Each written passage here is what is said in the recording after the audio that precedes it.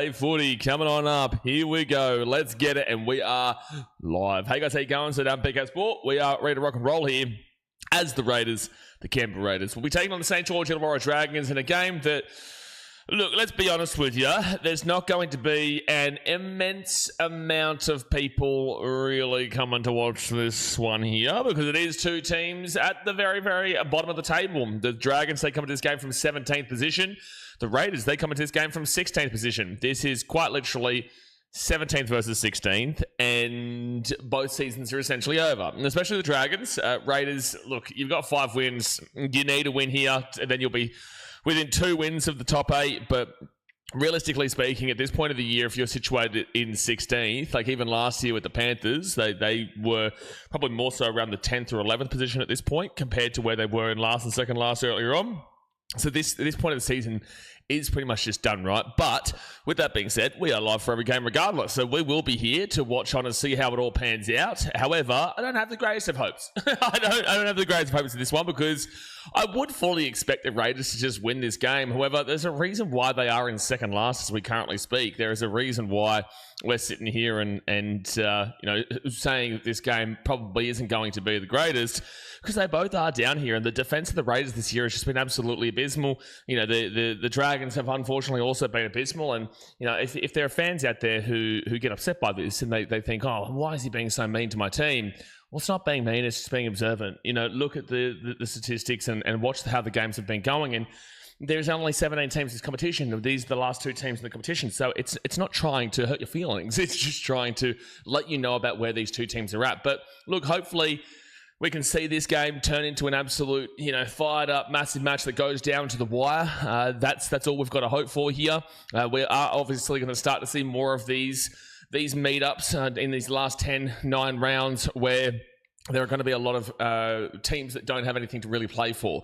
But you do still have the pride to play for. And the Dragons, you just simply need to win here to try and avoid that spoon. You're 3 wins off of the Gold Coast Titans right now. You're 4 wins off of the Raiders, the Eels, and the Broncos, and the points differential's not great. So basically, essentially, you're 4 wins away from the Titans and you're 5 wins away from those other teams. So it's a difficult period here. It's a difficult year for the Dragons, but they've got a little bit of hope and a little bit of belief in 2027 with the signings that they've made, and hopefully they can get a bit of a change going there. But let's get into the 2-team lineups here for this match. Obviously, do me a favor, hit that thumbs up button, subscribe if you are new around here, and let's rock and roll. So the Raiders 16th, the Dragons 17th. This is at GIO Stadium in Canberra. The ins for the Raiders: Chevy Stewart, Jake Clydesdale, and Simi Sasungi, with the outs being Dane Laurie, Jed Stewart, and Vena Patukikase.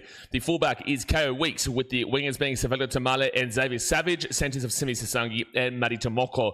The 5'8" is Ethan Strange, with the halfback being Ethan Sanders. Oh boy, I have had plenty of rage about Ethan Sanders in 2026. Let's see if we can get through a stream today without being rage baited by Ethan Sanders. The front row forwards are Corey Horsburgh, the bra man, and Joseph Tarpany, who is the captain.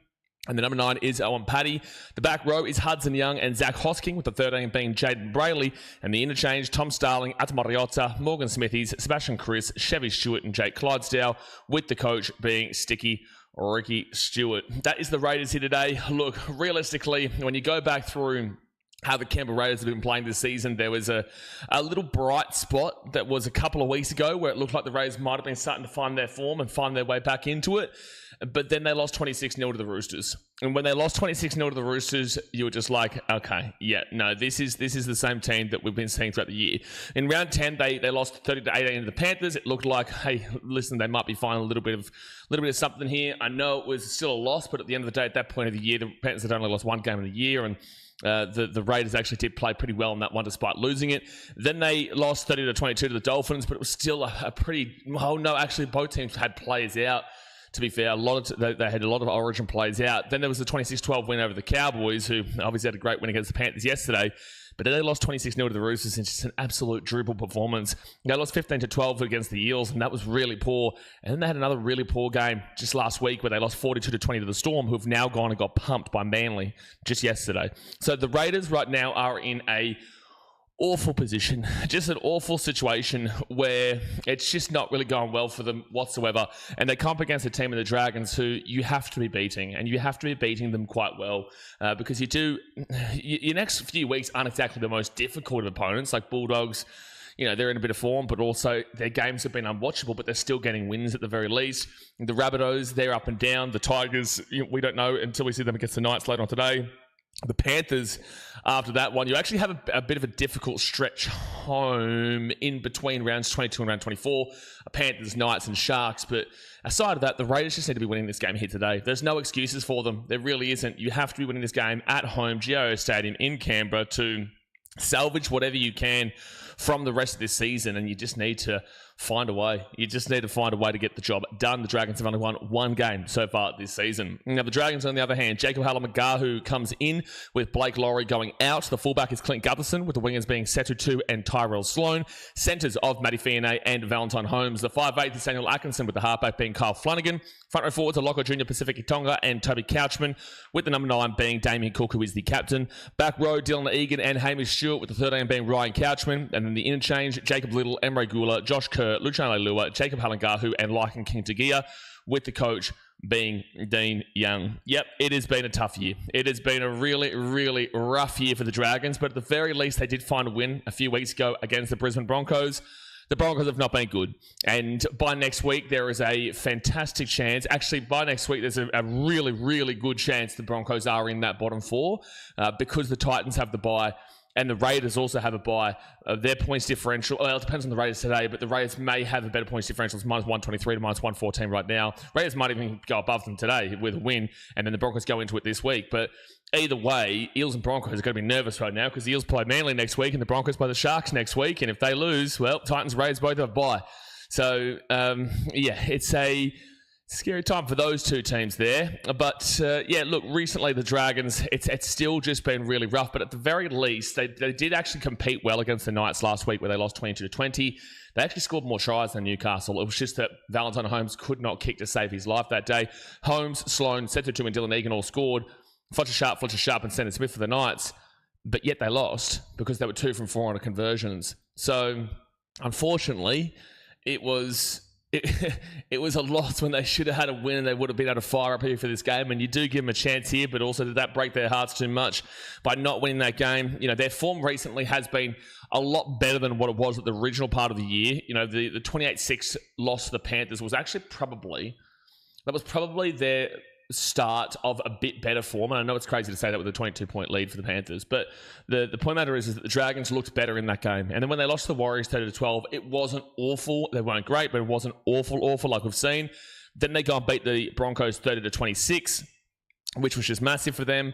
Nearly lost it still, but they did win it. And then they were up at halftime against the Sharks, I think 12-6 before the Sharks just ran amok in that second half and just put the sword to them.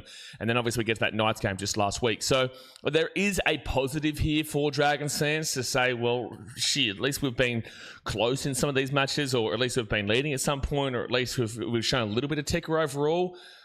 And this is a very winnable game for you. The Raiders are a very, very winnable game. But obviously, I wouldn't be expecting that. And I wouldn't be expecting the Dragons to win any game besides maybe round 21, really. You've got a difficult stretch home, but who isn't a difficult game for the Dragons right now? So when I look at both these teams, I go, I'd love to see the Dragons get up, give them a win. It'd also keep the Titans above the Raiders for 2 weeks because we get the bye next week, which will be our final bye. They'll be their second bye. But, at the end of the day, I'd like to see the Dragons fans at least get something to celebrate, but I just don't know if you're going to be able to do that today. However, Ethan Sanders, you guys know, I am not a massive fan of the old Ethan Sanders. Nothing wrong with the guy himself. Just as a player, I have not seen anything from him this year for the Raiders, and I think that he's a big reason as to why the Raiders are not finding any kind of success, because when they had Jamal Fogarty there, they had a pure halfback there who knows what he's doing. Ethan Strange can do what he does best off of the back of him. They obviously finished in the minor premiership, and they're now in second last place. So they're in a very, very tough situation, and I just don't believe right now in Ethan Sanders. And I think the longer the season goes on, I think it's time to chuck Kobe Black in, who was on the potentials to play here today. He was on the ins, but then he's obviously not there now. He's not even on the interchange whatsoever.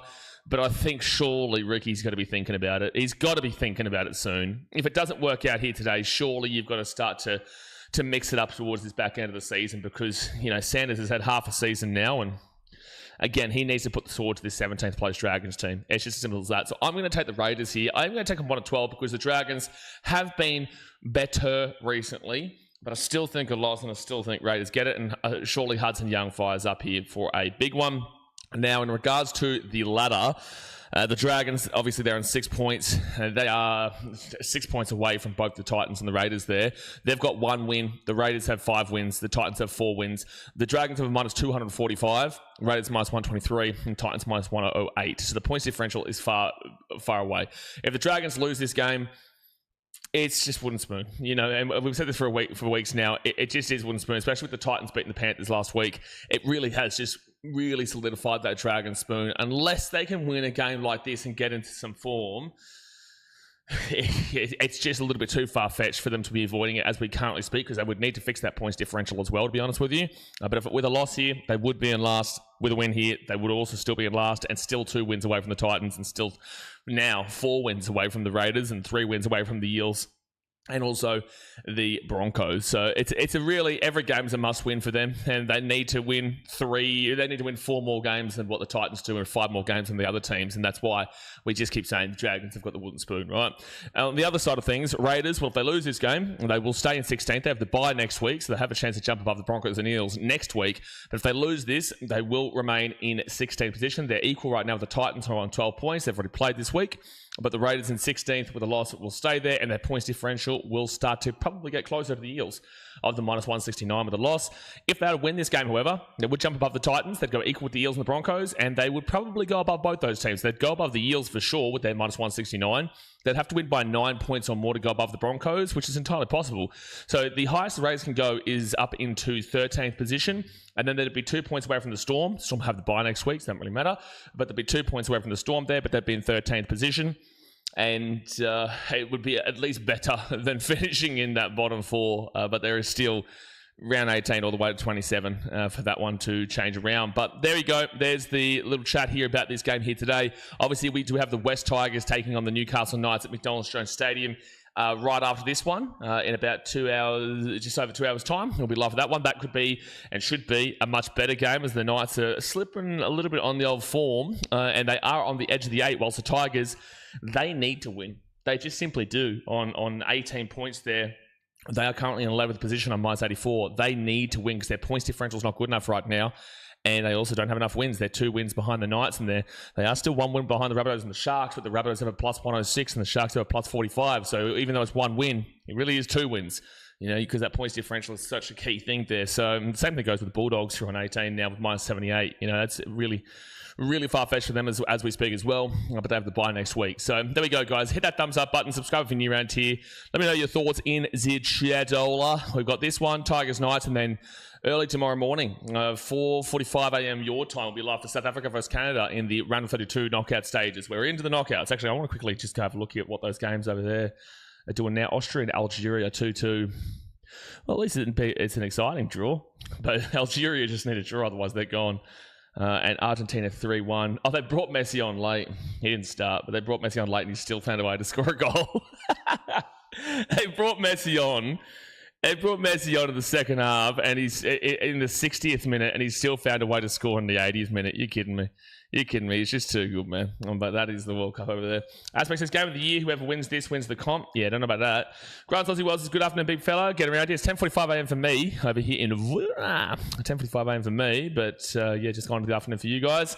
Game of the century coming. Yeah, definitely not the game of the century. It's definitely a game this century. I'll agree with you on that one, Marcel. This is definitely a game this century. I don't know if it's the game of the century. No, I know it's not the game of the century, but I will definitely agree that it is a game in this century, yes. Jake says, Ethan Strange getting a hat-trick trust. Well, I got Hudson Young in my Supercoach team, so hopefully Hudson Young can get a try here today. I'm sure he probably does. For me to win, so they've got no more players left on their Supercoach draft team, and I've had a really underwhelming week this week, but I still probably find a way to win. So we've got Hudson Young and Taylor May to play. They've got nobody left, and I need to get 94 points or more from those 2 guys. And Hudson Young, he could nearly get that himself. He really could, especially with the try. He probably does get it himself. He usually gets around that 80 mark, and then I just need Taylor May to, get through with about 15 points, which surely he should do.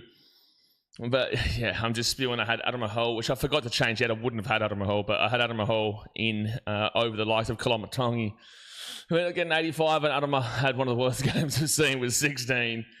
But I should win that one. I should get 94 points from those two guys. I really should. Harness says, sorry you have to watch this. Yeah, look, fair enough, Harness fan. I appreciate that you're apologetic for it, and we'll survive it. We'll do what we can. We're going to do what we can to punch through this Sunday ticket. Nice Tigers is at least something, to get you going, but oh boy. Oh boy. And hey everyone, let's do this, Dragons. Yeah, good luck. Webby says, is this a Spoon Bowl preview?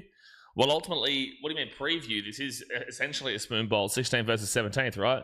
So, teams like Titans versus Dragons, or Dragons versus Raiders, or Dragons versus Eels, or Dragons versus Broncos is always going to be classed as like a Spoon Bowl, essentially, but especially this one, it's 16th versus 17th right now.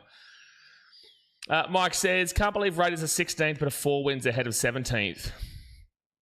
No, it's not really a surprise. Again, the Dragons have only won 1 game this season. And right now, if you're thinking of buys, as long as the Titans lose, and when the Raiders do get that extra buy, then it is still just the 3 wins that are separating them, because the Titans are on 4 and the Dragons are on 1. But with that being said, it's not that much of a surprise. At the end of the day, the Dragons have clearly been the worst team in 2026 so far. And he says, let's hope Val has learned how to kick straight this week. That'd be a good start. That'd be a fantastic start. Stu sounds like a great plan. What are you saying? I don't even know. Stu sounds like a great plan. Mike says, no matter who wins today, the greatest team of all time, Titans are still first, which is all that matters. This is all that matters, Mike. This is where people get lost in translation throughout the year, and they really fail to understand the concept of rugby league and the concept of sport, where all these things happen. Games won, games lost by all these teams. There's so much controversy, there's so many brilliant tries, but all of it doesn't matter. It just doesn't matter, because the Titans are top of the damn well table, and you just can't beat them. It's just not possible. So these are things that people fail to understand and fail to realise that concept. And the concept is that it doesn't matter who you support. If it's not the Titans, well, you're just failing, aren't you? You really are. You're just failing. So Highlanders fan, I don't understand why you can never keep on topic, to be fair, but we're going to time you out just because you're trying to troll there, so we're going to remove that one. I know you're looking for a reaction, and we're not going to be doing that one there, champion. And yes, you did just get championed, and a legitimate champion too, rather than a joking champion. But Ricky Stewart is currently talking right now, and they've all got the bandies on. I'm sure it would be probably cold down there. I'm sure it probably would be cool. What is the weather in Canberra right now? Canberra weather. It is 12 degrees and a little bit of rain around. Oh boy, that is such a Canberra thing to be. That is the primetime Canberra. Well, Dragons, are you going to be able to come down to a cold? This is like if you are a football fan, this is like using the Britannia and Stoke as a reference on a Monday night, cold Monday night in Stoke. But going down to Canberra, at least it's during the day here, 12-degree day with a little bit of rain around. It's not going to be pretty. It's not going to be easy, but that's what the Raiders do. That's what the Raiders love. A class of stew equals eating. Eating sounds like a great plan. Sure, Klaus. Still don't really understand the context behind the comment, but sure, get some food in you. I actually had an amazing ham and cheese bagel this morning. Oh my goodness, man! I'm here in Da Nang. I know I'm wearing a Trang hat, but I'm here in Da Nang in Vietnam, and went and got a nice coconut coffee before, and a ham and cheese bagel. But the ham and cheese bagel had. It was actually unbelievable. It had a bit of mustard sauce on it, but it also had some other sauce, and it was just actually, it was unreal. It might have been the greatest ham and cheese bagel I've ever had in my life. A little bit of cream cheese there too. Oh, you can't get better. You can't get better. At least that's going to wake me up and get me going. For a Raiders versus Dragons, 16th versus 17th, I need it. I need it to get me through what we're about to witness. Because we are about to witness something. It's not going to be witnessing amazement, but we're going to be amazed that we're going to get through the 80 minutes. How about that? Are we going to be amazed? Oh, he didn't just score again, did he? He didn't just score again. Surely not. Surely he didn't score again, did he? No, he didn't. He only scored the 1 goal. We've already spoken about that. I'm actually just caring about that Austria game right now. Austria football.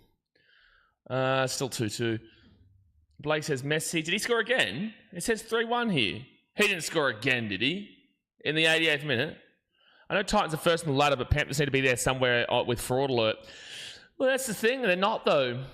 You know, they're just not, though, Matt. They're just not. So whilst you want that, you know, they're on scam because at the end of the day, they're not here. At the end of the day, they're not here. They're not good enough to be in the top 9, the Panthers. Come on. You know, this is a serious channel. I can't just do nice things. I can't do that. I've got to be a real, analytical, and deeply serious channel here. And that would be unfair to the 9 teams here who have earned their spot in the top 9. It'd be unfair. It'd be unfair. Gee whiz. Are the Storm now in trash alert, Trey says. Well, the Storm aren't in the top 9. They can't be on anything. Anyone who's not here is on scam. Anyone who is not here is on scam. And they're here and still on scam. But that's because they are the definition of scam. They, Cronulla Sharks, are, when you think of the great white scammers, you think of the great white scammers, son. That's Cronulla. That's Cronulla. Matt says, yeah, no, that's fair. This is the most serious channel that ever did series. Exactly right, that ever did series. Come on, you know. Find it offensive that you would ever ask me to put the Panthers onto this top 9 as if like to put them on fraud alert when it can't be. They haven't earned it. Well played. They haven't earned it. Can't trust the lad from Cronulla. I do not trust people without hair. Well, my mum is a Sharks fan, but then again, she also agrees when I talk to her that the Cronulla Sharks are the great white scammers and that they are an absolute scammer team. So at the very least, I've got the stamp of approval of the great white scammers from my mum. But even if she disagreed, I've told her many times, if they are on scam and they lose a game that they shouldn't from that point, I will remove them from the table. She doesn't like that. She doesn't want me to remove them from this table here. But unfortunately, as we've just spoken about, it's a very serious channel. We've got to do that. We will be introducing the Antarctic Penguins onto the ladder. They will be introduced. 5 minutes to go until the game kicks off, or 8 minutes to go until the game kicks off. Hit that thumbs up button, subscribe. But yeah, if they lose a game here, like next week, if they lose to the Broncos next week, I think it's probably time to acknowledge that the Sharks need to be relocated and Antarctic and Penguins will come into the competition. Antarctic has done enough hard work to get in. They have. They've done enough hard work to get in. So I think it'll be time. Next week is a five game slate, though. We do have a lot of buys next week, as obviously State of Origin Game 3 is in a week and a half's time. The games we have next week, are they any good? Panthers, Rabbitohs could be sneaky. Dragons, Tigers makes me want to headbutt myself. Broncos, Sharks could actually be sneaky. It could actually be a sneaky game there. But with that being said, Payne Haas will be out. I don't know if Reece Walsh will get selected. Surely he doesn't, but he may. That potentially Payne Haas and Reece Walsh out. They go up against the Sharks, who will be without Britt Nakora and Fanua Blake. But that could be a sneaky game. Eels and Manly. Ugh, yikes. It's a rivalry game, but yikes. And then we've got Knights and Dolphins. And that could be a sneaky game, I guess. It could be. I'm not too thrilled about it, but it could be. Blake with the member for 58 months. Gee whiz, get around you. Be scared of my World Cup fantasy change for next week. Mate, I've had an absolute flyer. I have had an absolute flyer on World Cup fantasy this week. My goodness me. What am I on now? I know Portugal. I know Bruno Fernandes didn't really do anything. But it was 0-0. So I'm on 89. I'm actually top of our whole league right now. I am top. I'm top of our whole league with 250. With an 89 scoring week. Oh my gosh, it's sickening, really. It's sickening how good I've been in fantasy. Everyone here who's in our league, I slap ya. I slap that. Even Jay Sundo, Mr. Justin Sundo, actually had a pretty good league. He had a pretty good week this week. He had, what did he score, like 70 odd, 72? It's not 89. You know, it's not 89 like the big fella Blaze, but it's 72. You know, I commend it, you know. I commend you trying to take me down. You can't take me down, though. We got Pato Cat here. He got whopping 39. What are you doing, Pato? I want to have a look at his team. We're still waiting for this game to start. What are you doing with your life, Pato, actually? Okay, so you had Brown play who didn't even play. You had Haaland play who didn't even play. You had Haaland as captain. What are we doing with our life? You had VC on a list, so you're going to get 4 points. Well, he's a ball. You got John. He took Jonathan David out of the first game when he scored nothing, and then he took him out for the second week. He ended up scoring like 4 goals, and then he's brought him back in, and he just hadn't done nothing. Oh, Coco said you took the win this game, Blaze. Whoever's not watching it is my answer. Yes. No, I'd taken the Raiders to win this game, but whoever's not watching it is the real winner. That Cubby's Hawaiian shirt looks sexy. Yeah, but I bought it in Hawaii. You know, it's a great shirt. It is a sexy Cubby shirt that I got in Hawaii. I agree, St Cronulla to Antarctica. Blake says, I only have 9 that played this week. It's just like a little bit of you problem. Got to be prepared, mate. Got to be prepared. Sally Bruno Fernandez can't do much with the anchor sink in his team. Klaus says, Saints need to win long, cold drive home. Well, it's not that long from Canberra, is it? It's only like a 2-hour drive, isn't it? Oh, it wouldn't be too long. How far is Canberra from the Gong? From the old Wollongong? It is a 2 hours and 40-minute drive. I swear it's like that same amount. I think that the 40 minutes comes from coming inwards, right? Because I swear it's a pretty similar amount to Sydney, yeah? I'm pretty certain it might only be like an extra 20 minutes just to get to Sydney. From Canberra to Sydney is, it's about 3 hours and 7 minutes. So it's like, the inwards trek is the longest part, nearly. And he says, who's your favourite Raiders player? Not Ethan Sanders is my answer to that. My favourite Raiders player to watch would be Hudson Young. He's a fantastic player. Not in Origin, though, because he never really... He buys too much into the process. But, like, I'm not like people who have, like, their favourite players and whatnot. I'll look at the quality of players, and the quality of Hudson Young for the Raiders has been unbelievable. But, like... It's not like he's my favourite player, I love him so much kind of deal. Like, I just really enjoy the quality, I guess, of him, but it's not the same as when I was like a young lad. Mate, who's winning the World Cup and why is the answer the Socceroos? The Socceroos, mate. Klaus says that's not footy.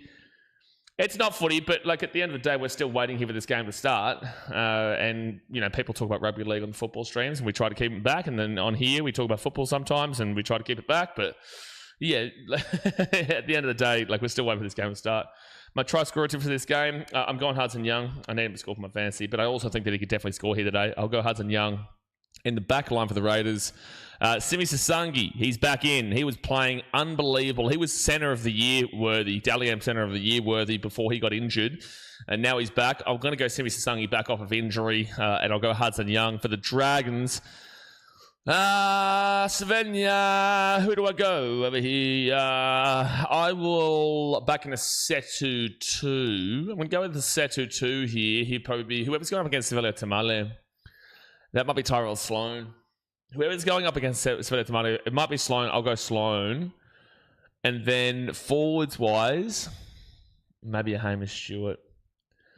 But I don't really like too many of these forwards to score. But I'll go a Hamish Stewart. I will. I'll go a Hamish Stewart there for the Dragons. That's what I'll sneak. Hosking to get a double. Is Hosking actually... Is Hosking starting? Oh, yeah, he is. He's starting alongside Hudson Young. Usually he doesn't actually start. But no, he is starting alongside Hudson Young there. Sebastian Chris dropped to the bench is something. Like, I do agree with it. But with that being said... To start this season, it was Sebastian Chris and Simi Sasangi, and Timoko was dropped and he was told that he could leave the club. Now, Simi Sasangi got injured. It's been Sebastian Chris and Timoko for a while. Timoko's form has risen. Chris has not been really doing too much at all. And now they've dropped Sebastian Chris to the bench and they've kept Timoko in the team. And Simi Sasangi comes right back in. So it tells you what they believe in regards to Simi Sasangi, who was fantastic before the injury came. But...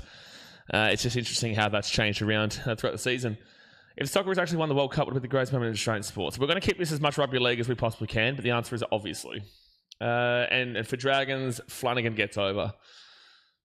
Flanagan gets over, Blake. All right, well, we'll see about that one. Kyle Flanagan. Kyle Flanagan gets over, he's saying. Kyle Flanagan gets over. Wow, you never would have thought you'd see the day. I got Kyle Weeks and a multi. I don't mind anyone from Raiders to score. I really don't. Both these teams defensively are just not good. Like, defensively this year, the Dragons are second last. Eels are last with 465. Dragons are on 449. If they can concede less than 16 points here, then they'd be better. But if they do give up more than 16 points, they'll go below the Eels. But the Dragons are on 449. The Raiders 404. The Raiders 1, 2, 3, 4, 5... But the Cowboys have played one extra game than them, so no, 4. They're in the bottom 4 for defense, the Raiders. And realistically, with an extra game to play here... oh, no, actually, they're probably about 4th or 5th, yeah. They're probably about 4th or 5th. What was all vid? Gave you fella. Coming Saints 13 plus. 13 plus, you reckon, Nate? All right. All right. Let's see it. Please make it a good game. I don't want either team to win this 13 plus. I need this to be interesting. I need this. I'm going to do my best here to commentate what is going to be a game. It's going to be a game for sure. It is a game 100% of the time. 100% this is a game of the century. Maybe not an exciting game, but I want it to be exciting because even like yesterday, we had Panthers Cowboys that was really close and exciting. We had Dolphins Warriors that was unreal. We had no other game so far be exciting. Titans Bulldogs was not. Roosters Broncos was not. I don't care. It was 6 points. It was not. And then Thursday night, Eels Rabbitohs made me sick. And Manly Melbourne last night. Melbourne were just absolute ass, man. They were absolute ass. But the Raiders will receive this ball to start this game, and it's going to be the big brown man, Corey Horsburgh, brings it out of the 10. Obviously, guys, hit that thumbs up button. Subscribe if you are new around here. Let's rock and roll here. And I'm just going to refresh that score. That's all done, and we're on.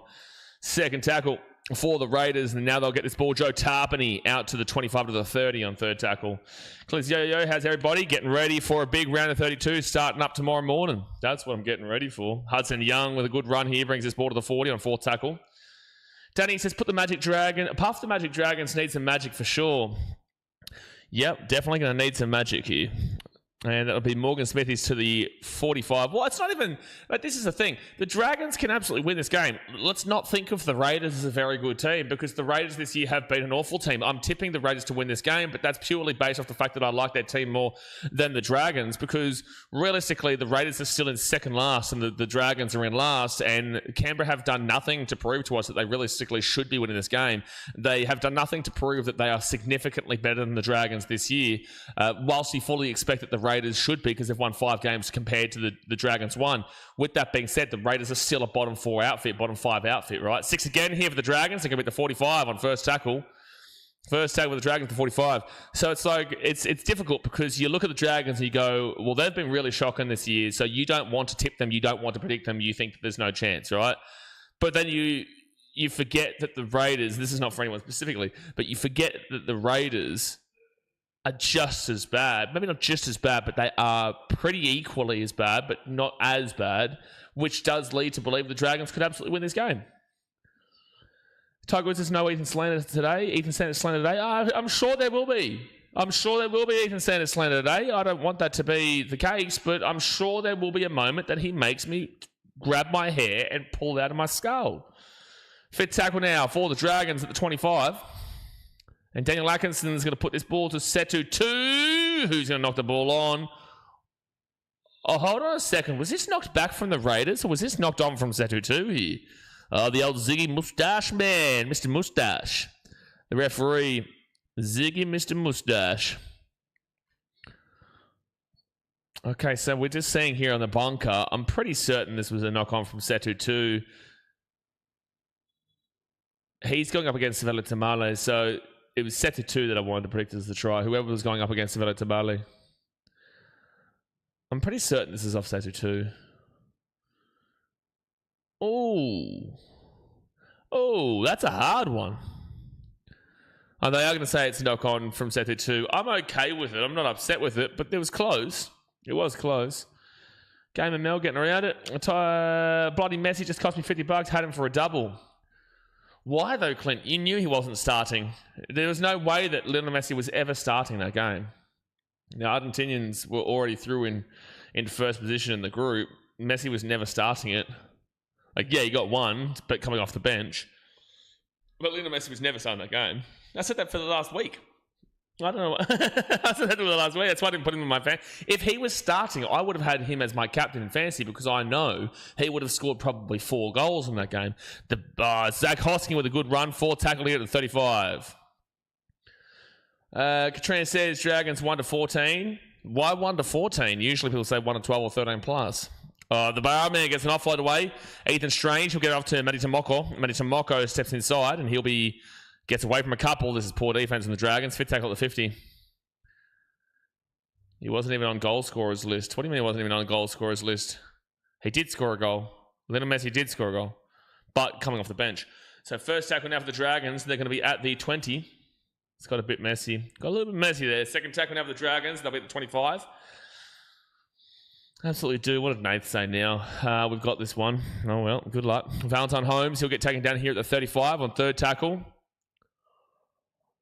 I'm okay with the crowd considering this game. Like, it's a good side because a lot of the time Raiders fans just don't turn up unless they're great. Like last year, they were selling out games every week. And now look at the crowd. So, like comparing it to last week, it's dribble and tells you a lot about bandwagoners. But I'm still pretty happy about this crowd overall. There's still a decent amount of people there, and that's out in the full. So this is going to be Raiders ball at about the 50. Oh no, Tamale. Oh Tamale, no, bro. He's caught that and then gone into touch. That is so bad from Tamale. Oh, Sevilla Tamale, you're silly, bro. You are silly. He's kept his foot up in the air. It was close. Oh, I would have challenged that, actually, if I was the Raiders. I'd actually have challenged that. That actually probably is the wrong call there, but the Dragons are 5 meters away from the line with a chance to score. That was actually probably a very challengeable call there. The Raiders should have challenged it, and it would have been a Raiders ball back at the 50. They go to the left, Daniel Atkinson, Carl Flanagan, and Val Holmes will be taken down third tackle at the 5. Soapy fingers. Well, it wasn't a knock on. He caught the ball, but they said that he caught it in the field of play and then took it out of play. But they were wrong. I think that he did actually catch that with his foot over the sideline. Forward tackle now. Damien Cook gets it at the back to Daniel Atkinson. Kicks it through. Oh, it's going to bounce everywhere. And it's going to bounce for a Dragons try here. No, it's not. No, it's not. Knock on from Le Dragon. And it will be Raiders ball back at the 10, I think it is. Yeah, Hudson Young touches that one. Goes backwards, though. And then, I don't know what Dylan Egan's doing there.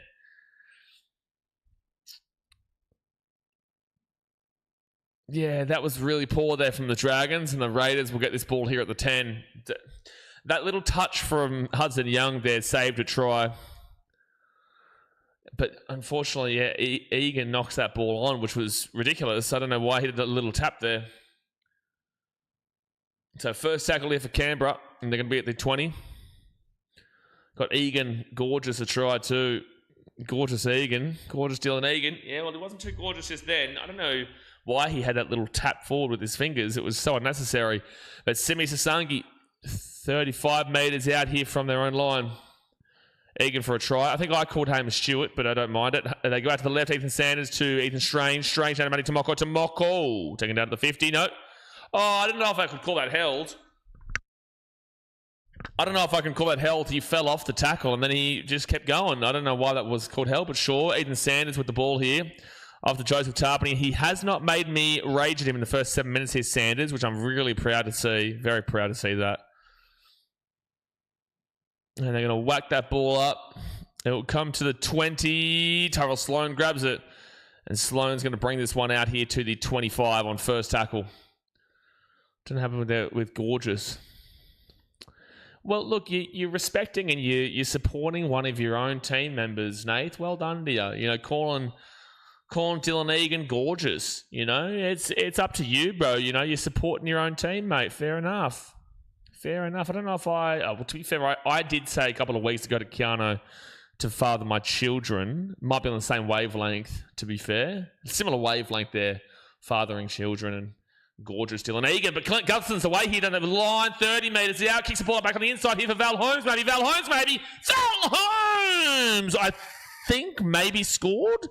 I don't think anybody knows here. We're going to go to the bunker again here. We're going to go to the bunker again. Oh, he's got no try here, Mr. Moustache. He's a good man. This is going to be close. It's a good play down the short side there, and Gutherson breaks down that left wing. And then he kicks the ball back in, and Val Holmes has got a little bit too much speed here. I don't know why Kyle Weeks can't outpace him. Xavier Savage is coming across too. This is going to be really close here. Val Holmes. Oh, he's going to put it on the leg, I think, maybe of Kyle Weeks. I don't know if he's grounded this ball. I think it's going to be... This is going to be a penalty against Xavier Savage anyway, probably. Oh, no, they're saying all players compete for the ball. It's a knock on. It's a knock on here. Knock on, and it will come here for Raiders ball after a knock on from Val Holmes, I'm sure. You can't tell me he puts this ball down. I'm surprised they didn't say Xavier Savage. Yeah, definitely a knock on. But 2 bunker opportunities here for the Dragons. Just unfortunately, it's not going to go their way both times. Knocks the ball on. So it'll be Raiders ball here, but the Dragons are testing them at the very least. They are testing them at the very least. You take it. What you can get. I like what we're doing so far. Yeah, I would say that too. The Raiders have not had an attacking opportunity yet. The Raiders aren't even really getting past the attacking 50. Not even getting past their own 50. And the Dragons have had 2 bunker calls, unfortunately, go against them, which were the correct calls. The big bra man, bra boy, bra man. Corey Horsbrough to the 40 on second tackle. Now giving that to Ethan Strange. Strange off to Morgan Smithies. The old Schmitty Meister. Third tackle at the 42. Dragons domination. Okay, well, let's settle down on the word domination. Yes, let's settle down on that word. Joe Tarpany, 4th tackle now at the 50. I need to see the Raiders get some attacking opportunity, though. They go Ethan Sanders. Sanders at the back here to Ethan Strange. Strange. He's going to push away. He's going to get that ball offload to 6 again for the Raiders. Well, here's their chance. Okay, Dragons, you got to hold out now. Here is their chance. Hudson Young gets it off to Matty Tomoko. He gets absolutely punched in the tackle, but then he gets away from it.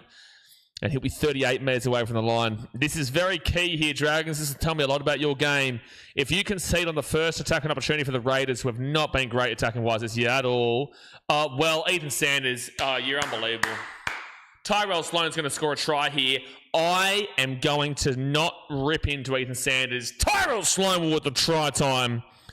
Tyrell Sloan with the try time for the Dragons. And it's a kick to come from in front. Oscar! Where is my sniffy jar? Because Ethan Sanders has just given me another heart attack to watch. Oh my God.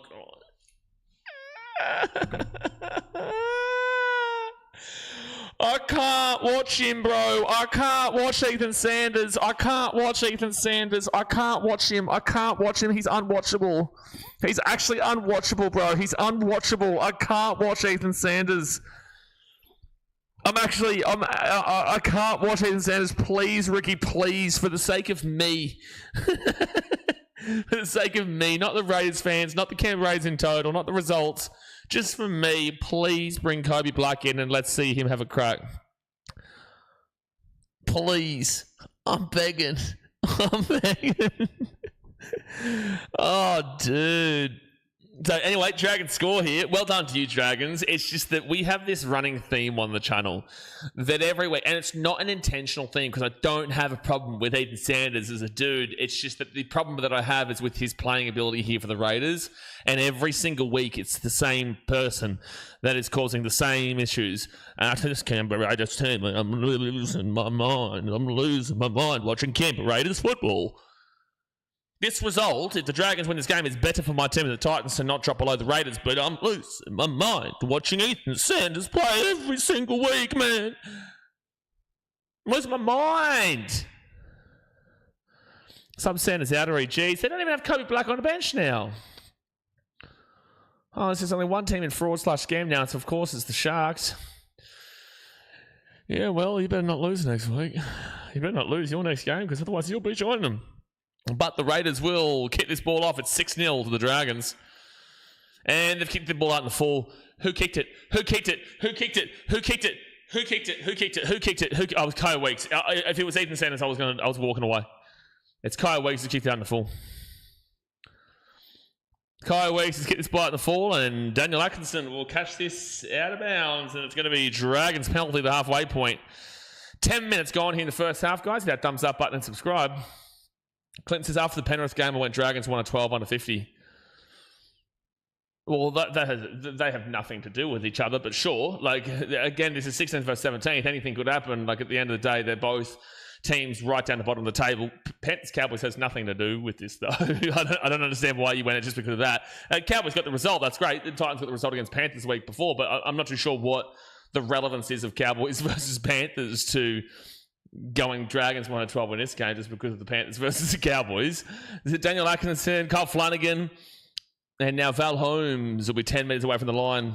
Dragons 22, Titans 18 equals 4 points. What the hell are you talking about, Bekens? We beat the Dragons. What the hell are you talking about? The Titans beat the Dragons, Bekens. Why don't you settle down?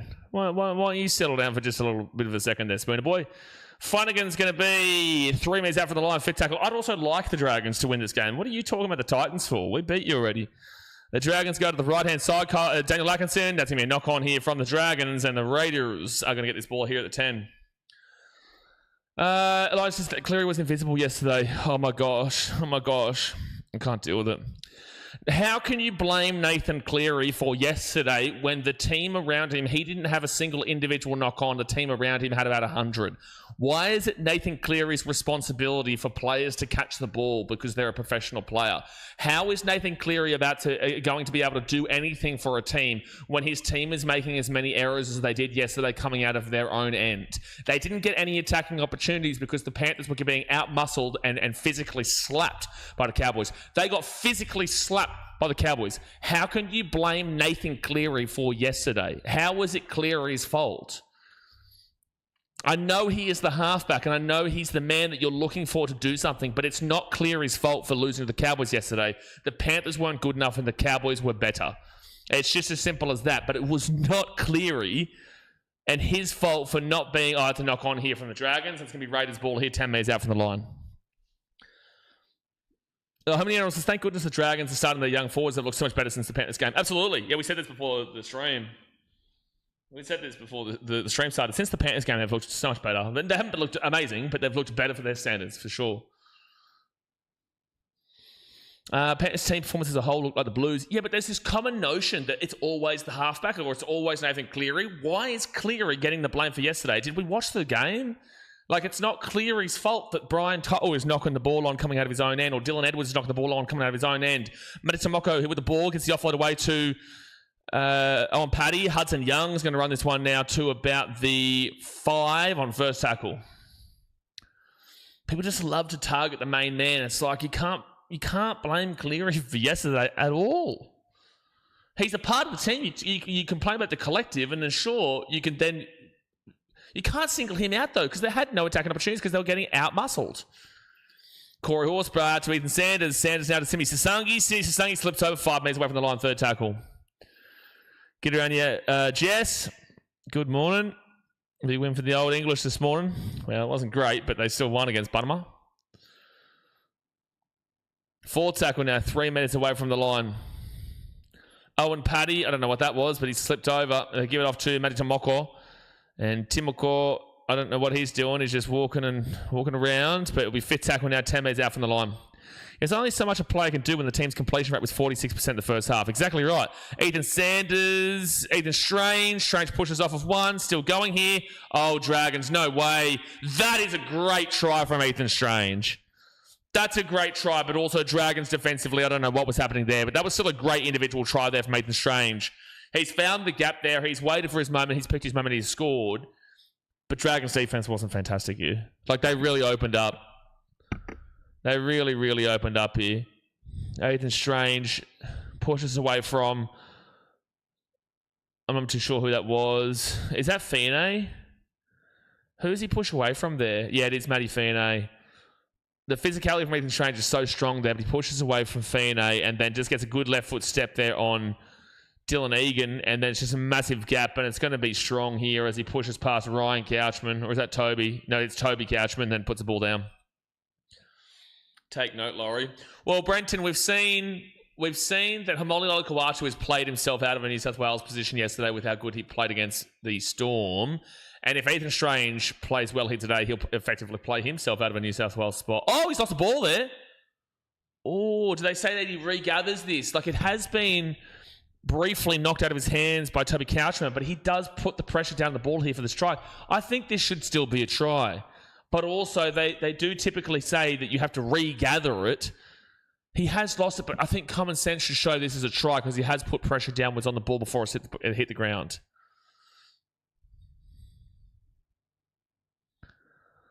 Okay, but Ken's been a little bit weird. But 16 minutes gone here. We're waiting to see because the ball does get hit free, but he comes down with pressure on top of it.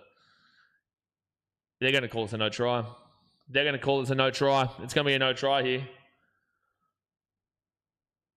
As long as there's no separation from the arm. But there is separation from the arm. But I just don't see why this should be called a knock on. He puts pressure on it. Loses it there. And then puts it down. Like, I don't understand how this can't be called as a try. Is it not a strip of the Dragons play? You're allowed to strip it. You're allowed to strip it in this situation. The ball's been dislodged. And I don't even think they'd call it a strip anyway. But I just think that he puts the pressure down. I don't think this should be a no try. He's lost the ball there, and then he puts it down here. Oh, no. This angle is better. This angle's better. It's no try. No. This angle is way better from behind. The front on angle looked like he's still got control of it. This doesn't have control at all. That is a no try. Chess's was called try. Chess's was diabolical. This one here, I can understand it from the behind angle. Once they showed us the behind angle, it made sense. So first tackle now for the Dragons at the 25, and they'll get it out to Toby Couchman, who saved the try just then. No, this is Ryan Couchman, who gets the ball to the 30. Listen, forgive me. It's hard. That's Laurie's evidence of why Strange can't be 6. Well, no, because Strange just knocked that ball on. Now he's guaranteed for the 6. Whatever the wrong decision is, he'll make. Whatever the right decision is, he'll go opposite. So the right decision... Oh, that was a bad play of the ball. I'm surprised I didn't call that. Gutho brings his ball to the 40 on fit tackle. If you think that Ethan Strange should be the 5/8 for New South Wales, he'll make sure Blake Laurie is the 5/8 for New South Wales. Set to 2 coming in. That's a knock on here from Saveta Tamale. And that's actually a penalty. I'd take the 2 here, Dragons. May as well go up 8-0. You may as well go up 8-0 here. Savella Tamale gets absolutely slaughtered for a knock-on, and then the Bra man picks it up in an offside position, and this is definitely a penalty. Oh, no. It actually wasn't even a knock-on. It just comes off of his head, but it's still offside. But it does come off of his head there. I'd take the 2 here. Oh, Nath, they're going to go against you. They're not going to take it. They're going to go for the try. Hey, listen, from a Dragons perspective... They're not playing for anything, right, in terms of winning the comp or getting into the top 8. So you may as well risk it to get the biscuit. And I like that they're trusting themselves here compared to going for the 2.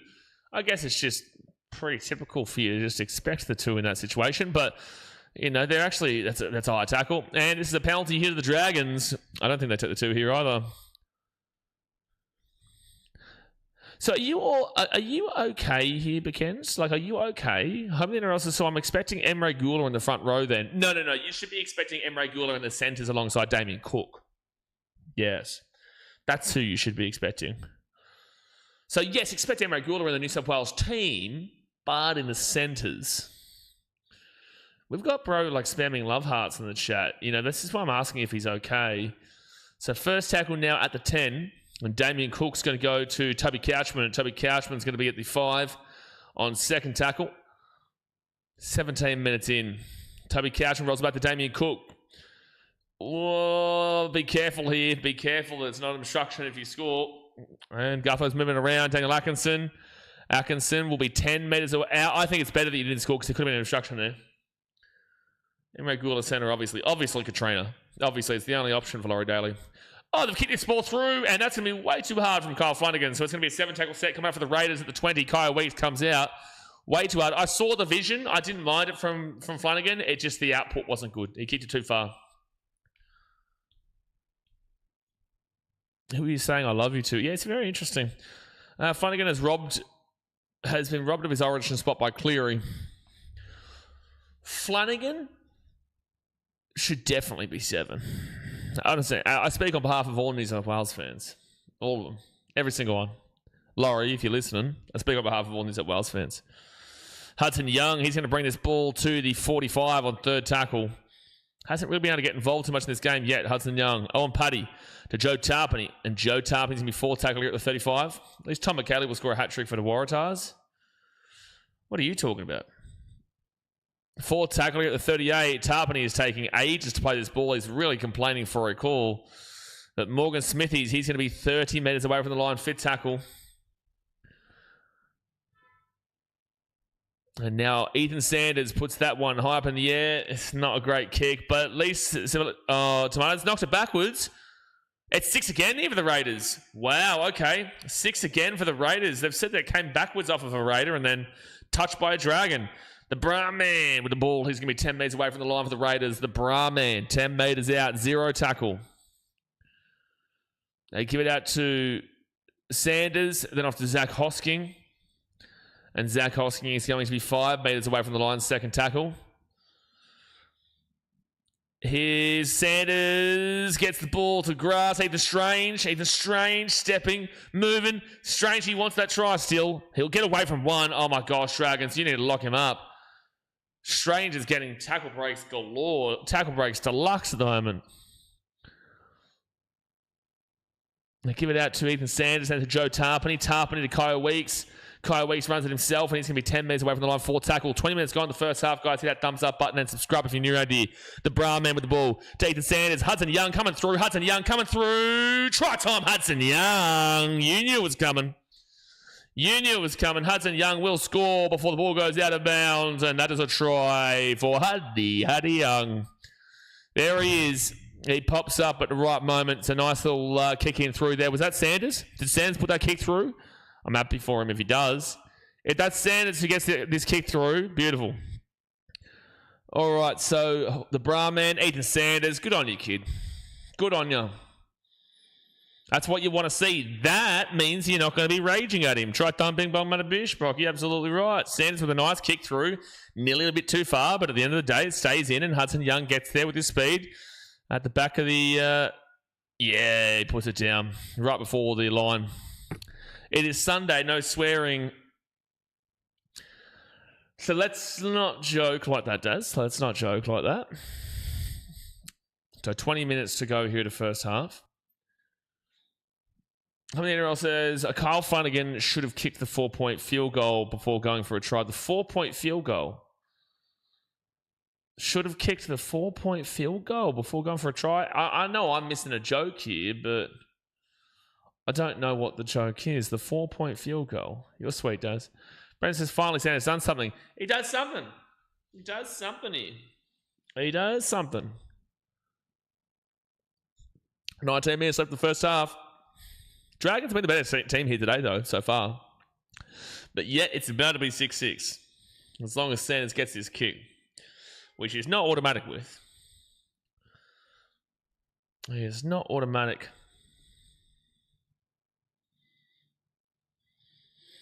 But sure, 5 from 10 from this position is crazy this year, Sanders. Oh my gosh. No, he gets it. He does. He sneaks it in, but my gosh. How is he 5 from... He's now 6 from 11 from that position. It is slightly askew to the left-hand side of the post. What is a 4-point field goal? Yeah, I don't know what he means, Mark. I must be missing a joke here. There's a joke that I'm missing. There is a joke that I'm missing. All right, well, I'll take... So now, from my Supercoach draft, I just need Hudson Young and Taylor May to collectively get another 60-odd points. Surely it comes off. Surely. Especially when Hudson Young scores a try, typically he'll get about 90 to 100, and I just needed 94. All I needed was 94. So the Raiders, Xavier Savage gets it off to the Brahman. The Brahman's going to get the 15 on first tackle. Harohani says, it's a well same team, game 2. They will not be playing with the same team, game 2. Simi Sasangi with a great run to the 25 on second tackle. And they get it back here to Owen Paddy, then up to Morgan Smoothies, and Morgan Smoothies at the 35. The Goldstein says, I think he's talking about the Mitch Moses 3-pointer if he kicked it from 40. I don't know what is being said in the chat. I don't understand. I don't comprehend what's happening right now. We've got people talking about 4-point field goals. And now we've got some bloke who keeps spamming love hearts and someone who just said, scratch the fingers, Dragons. Like, what are you even saying? And now we've got, I think he's talking about the Mitch Moses 3-pointer if he kicked it from 40. What does that even mean? Yeah, you're right, Jake. This chat is super odd today, but we expect it for a 16th versus 17th game on Sunday. But I don't know what's happening. Your chat's cooked, Grunt. We're cooked here, mate. We're trying to survive here watching a 16th versus 17th matchup, and we've got some bloke spamming love hearts in the chat. You know what I mean? Like, got some bloke spamming love hearts and then says, scratch the fingers, Dragons. Like, Bekens, do you think what you're saying in this chat right now is normal? Like, what is scratch the fingers with love heart? I don't understand what's happening here. It's 6-6 in a game between 16th and 17th, and we've got Buddy Lovarts. Fifth tackle here at the 45. Scratch the fingers has stumped me. Scratch the fingers is something. And then, again, we're talking about a 4-point field goal. And then into a Mitchell Moses 3-point field goal. Like, what's happening? First tackle here for the Raiders at the 30. All stoned. I feel like I'm stoned and I'm not stoned. I'm definitely going to have a beer after these games finish today. First tackle for the Raiders at the 42. You wait. Pickens hasn't acknowledged anything we've said at any point of this stream so far. I promise you that he'll come in here and he'll say something about... And he also said something about the Dragons beat the Titans 22-12 or something. And I said, we already slapped you. What do you mean? MMA Daddy says, I'm stoned. Well, fair enough. Join the party then, because everybody else is too, apparently. Ethan Sanders at the back to Ethan Strange. Strange gets it across here to Sevilla Tamale, and Sevilla Tamale, he will go over the sideline. Oh, he's had a rockingly bad game. He's had an awful game so far, Tamale. Oh, they're going to say second effort here, are they? No, they're going to say it's fine. Dragons ball 25. I didn't think there was a second effort either.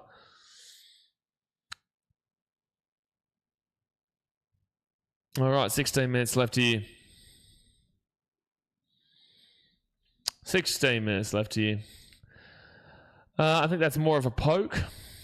I don't even know what we're talking now. Does 5 field goals count to 6 points? Does 5 field goals count to 6 points? What are we doing? Does 5 field goals count to 6 points? How many NRL? What are we doing? What are we doing, my man? Third tackle here at the 45. What are we doing? Keep that finger to yourself. I want what he's on. I want what everyone's on right now. We've got someone now talking about 5 field goals equaling 6 points. Val Holmes is going to be taking up the 45. Fourth tackle. And Hamish Stewart now, he's going to be at the 30 on fifth tackle now.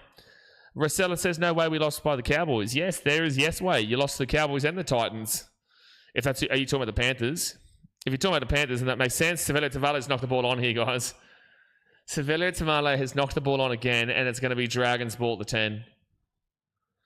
He's knocked the ball on, and it's going to be Dragons ball again at the 10. Who is making 5 field goals in a game? Jazz, it's all over the shop. So Dragons... 10 metres away here from the line. Can they take the lead here? I'm very distracted right now. I can see like people walking around outside the room. So I could just see them like walking, and I just don't understand what's really happening there. So 14 and a half minutes to go here. Pokeball is pretty good. Yeah, look, I've had probably just about enough of this one. We'll see you in 5. Because you're confusing the living shit out of me right now.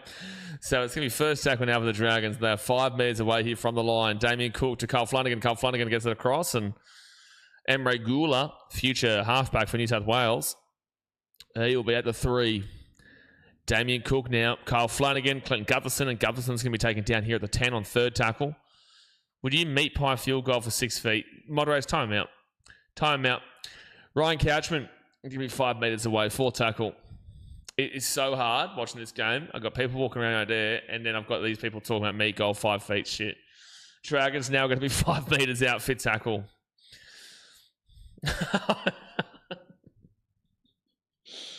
Kelly Gutherson to Carl Flanagan. Oh my gosh. Gutherson has... No, that's a penalty. No, it's a penalty. It's a pass off the ground. It's 100% a penalty here. Well, I don't understand how that's not a penalty against Carl Flanagan for passing that ball off of the ground. That was also really bad, but also really good from the Raiders, but really bad from the Dragons that Carl Flanagan holds it and then Joe Tarpany slaps him down. But I don't understand why this isn't a penalty for a pass off the ground there from Flanagan. It's an intentional pass off the ground. What are you talking about? Galvin as the future 7. Listen, Jake, that's also a good option. It's also a fantastic option here. Fantastic option. Lachlan Galvin 7. Carl Flanagan 6. That makes sense for New South Wales. It really does. Second tackle now for the Raiders, and they're going to be at the 20 on their own side of the field. And now Owen Paddy gets it to Simi Sasangi, and he gets crunched in the tackle. Third tackle now at the 35. Scratching the fingers. Yeah, the fingers being scratched is an interesting one. Fourth tackle now at the 40. And Joe Tarpany, He'll roll this ball back to Owen Paddy, who will go for a 40-20 attempt here. There's no one back, just inside the 40, and that'll come out to about the 10, where Clint Gutherson now, he's going to bring it out to the 15, to the 20 on first tackle. Good to see why they replaced the glass for the ops coaching box after Adam O'Brien broke it. But Adam O'Brien break it, in what game? Are you talking about for the Knights or are you talking about for the Bulldogs? They replaced the glass for the ops coaching box. So he must have done it for the Bulldogs. He must have done it for the Bulldogs then, I guess. I can't even remember this. Third tackle, and now they're going to get this ball to the 40 on fourth tackle here, the Dragons. What's all the scratching? Have you got fleas or something? Not me. It's not me. Buddy Bickens. Must have fleas or something. Fifth tackle. He gets the offload away, so it's still fourth tackle. And Gutherson at the 40 to the 35. Gutherson's still moving. And he will get taken down here at the 30 on fifth tackle. Love the talk yesterday. KFC smelling it while the Storm got done. Storm got absolutely done. 61-metre gain of the Dragons is very, very good. And, oh my gosh, Savelio Tomato has caught it, but he's going to go back under the in goal. He is having a shocking game right now. He's having a shocking game. A horror first half here from Savelio Tamale. 11 minutes to go the first half, and it's about to be a drop out here from the Raiders to the Dragons. This is prime time, 16-17. This is prime time. This is absolute prime time, 16th versus 17th. So drop out. Will they go the shorty? Will they go the long one? 10 minutes to go the first half. Hit that thumbs up button, subscribe. They kick this one off, and it's going to go to the 40 on the opposite side of the field. So a 60-metre field goal on the bounce. Beautiful. You love to see that. And now the Dragons, they're going to be at the 42 on first tackle. 10 minutes left in the first half. Can they find a way to take the lead again? It's been a schmozzle of a first half here. I do feel like the Dragons have been the better team, but they've just still not been able to really put them away. 30 metres out, Damien Cook off to Emre Gula. And Emre Gula now is going to be 23 metres away, third tackle. Oh, come on, man. I hate when the referee does this. He didn't play on the mark half a metre in front, and then they don't even move, and they play in the exact same spot. Oh, man. It just slows the game down. Fourth tackle now at the 15. It's 5:36 a.m. here. I'm half asleep. This chat's too much. Yeah, Jess, it's hard for me to focus too. Fifth tackle. It really is. Fifth tackle at 10. The Dragons got the right-hand side. Have you got anything on this game, Jess, or is it too early for you? They get this ball out to set to 2. Oh, Tamale. Oh, no. He is having... I think the Dragons have scored here. Set to 2 has scored. Savelio Tamale is having one of the worst games you will see. Try time here for Setu 2, and it is 10 points to 60 with the kid to come. Savelio Tamale is having a nightmare game here. So the Dragons will lead here 10-6 with a kid to come. Daniel Atkinson with a good kick, but Matty Tomoko gets in Tomato's way as well. But also Tomato can't hold him up, and Tomato doesn't get any kind of opportunity of trying to grab that ball. It's been a nightmare from Savelio. If the Dragons can score here, though, they can get this conversion. Yeah, Nath's up. Nath will be up. Yeah, he scored that. Setu 2 does put that ball down, so it's 10-6 with a kick to come. Oh, that's right. Yeah, Tamale going up against his old club and the Dragons. You're right, yeah. Tamale's still a Dragon at heart. Having a festive dragon meat. Tamale is just getting slapped. I love that in regards to Setu 2. Love that from him. Putting up the cross, representing Jesus Christ. Marcel Mercer says, honestly, I feel bad for Tamale, the former Dragon, but every kick must go his way. Yeah, but the thing is that this has been him throughout this year. I called him as my pre-season breakout player of the year for the Raiders because he was injured for a lot of last year, and when he was on, he was really, really good. Savelio Tamale has come off the field here. Wow, he's angry. He is angry. He's been pulled. They've pulled him off and they've missed the kick. So we'll say 10-6 to the Dragons with 8.5 minutes to go here the first half. But they have pulled a winger off in this game, Savelio Tamale. And that is a big telling sign. He's not injured, but he's obviously not in the right frame of mind. 2010 all over again. Val Holmes is the reason why Dragons didn't win against the Knights. Well, yeah. Because he missed his conversions, but also, it's still a team game. Yeah, sure, they scored more tries, and Val Holmes missed his kicks, but I don't think... Oh, one of them was easy. One of them should have been kicked. It should have been at least a tied game, at the very least. Yes, I'll be live for all the World Cup knockouts. I'll be live for Canada, South Africa tomorrow morning. All right, so 8 minutes to go in the first half. Ricky is really talking to Savelio right now. No, Ricky's not under pressure. I really, like, that's the thing. Like, I am criticising Savelio, and I'm saying this is one of the worst first halves you've seen from a player. But I feel for him as a human, because obviously you can see that he is really upset with it, and he is really, really struggling, and he has had a really struggle of a year. Last year, he looked fantastic for the Raiders before his injury, and then he got injured, and then he came back and was still looking pretty good. And I thought this year was going to be the one to break him out, but he has been really, really poor this year. He has been really, really poor overall. So fit tackle, and they give it to Daniel Atkinson, and Atkinson's now going to kick this ball down here into the corner where it's going to be 5 metres out, and then Sebastian Chris comes on. So Chris will be the one who replaces him on the wing, and he's going to take it out to the 20 on first tackle. Camps Rialdo, take some notes. Montoya, you're gone next, mate. Well, Montoya's already retiring in a year, isn't he? I think Montoya's already leaving. Xavier Savage, he'll take this ball to the 35 on third tackle. Ricky Latelli coming on. Ricky Latelli? Okay, enough with the random stuff in the NRL, because it gets confusing, bro. Like, why are we talking about Ricky Latelli, man? So, fourth tackle, Kyle Weeks. I know you're just intentionally trying to confuse in the moment, but like, enough with the confusing stuff, man, because like it really does make it very, very difficult. So, they give it to Ethan Sanders, and Sanders is going to whack that ball up here. Of course, I know who Ricky Latelli is, but that's why I know that you're intentionally bringing up random names for the sake of it. So first tackle now for the Dragons at the 13. It'll be Val Holmes. He'll take this one out here to the 20 on second tackle. Can't say it's well, neither one. Like, the Dragons have been the better team so far. The Raiders just simply have not even been close to being the better team here. The Dragons haven't been amazing, but they're still the ones leading. The issue is the Dragons' second halves is when they really slip it up, especially that last 20, as you guys know. Forward tackle now for the Dragons.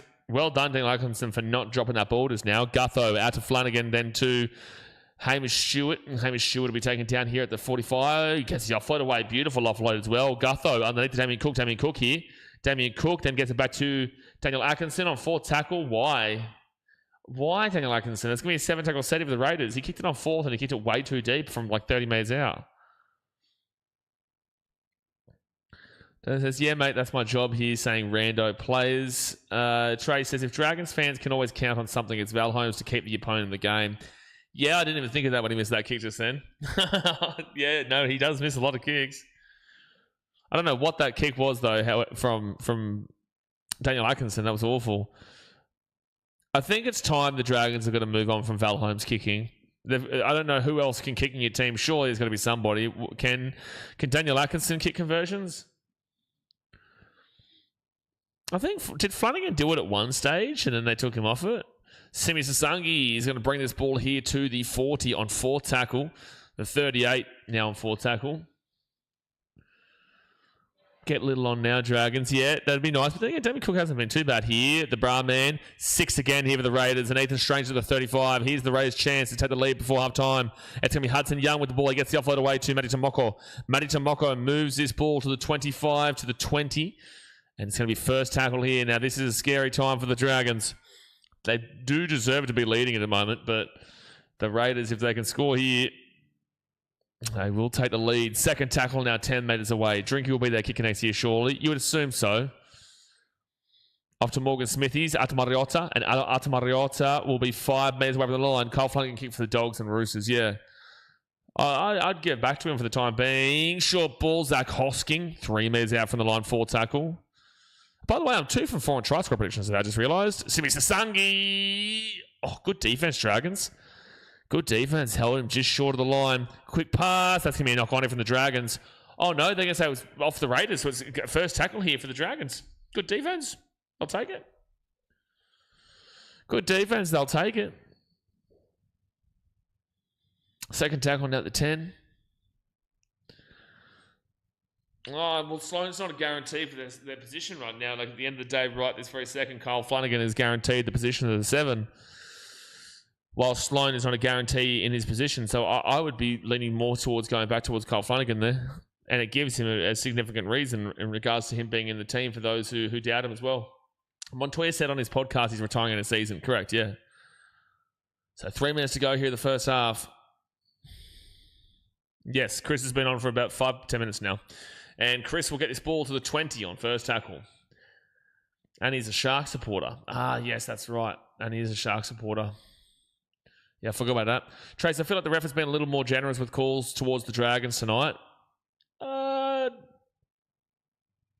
I haven't really noticed it too much with the old moustache man. Third tackle now for the Raiders at 35. And now the Raiders forward pass. Here's the Dragons' opportunity. 2.5 minutes to go the first half. The Dragons will get probably the final opportunity of the game of the first half here. The Dragons are going to be 35 metres out with a full set of 6. If you get a penalty, you definitely take the 2. Ooh, I think that's probably a harsh call to go in line with what you just said there, Trey. That's probably quite a harsh call. But 7 errors to 4 against the Raiders. It's not pretty. They've gone into the awful category now.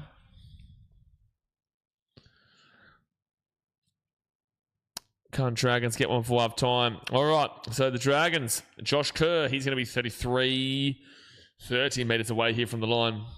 30 metres away on first tackle. And he says, ignore them, Jess. I'm a Sharks fan, unlike Nate, who was a Waz supporter. Fair enough. Dragons, Val Holmes taken down to the 25 now on second tackle.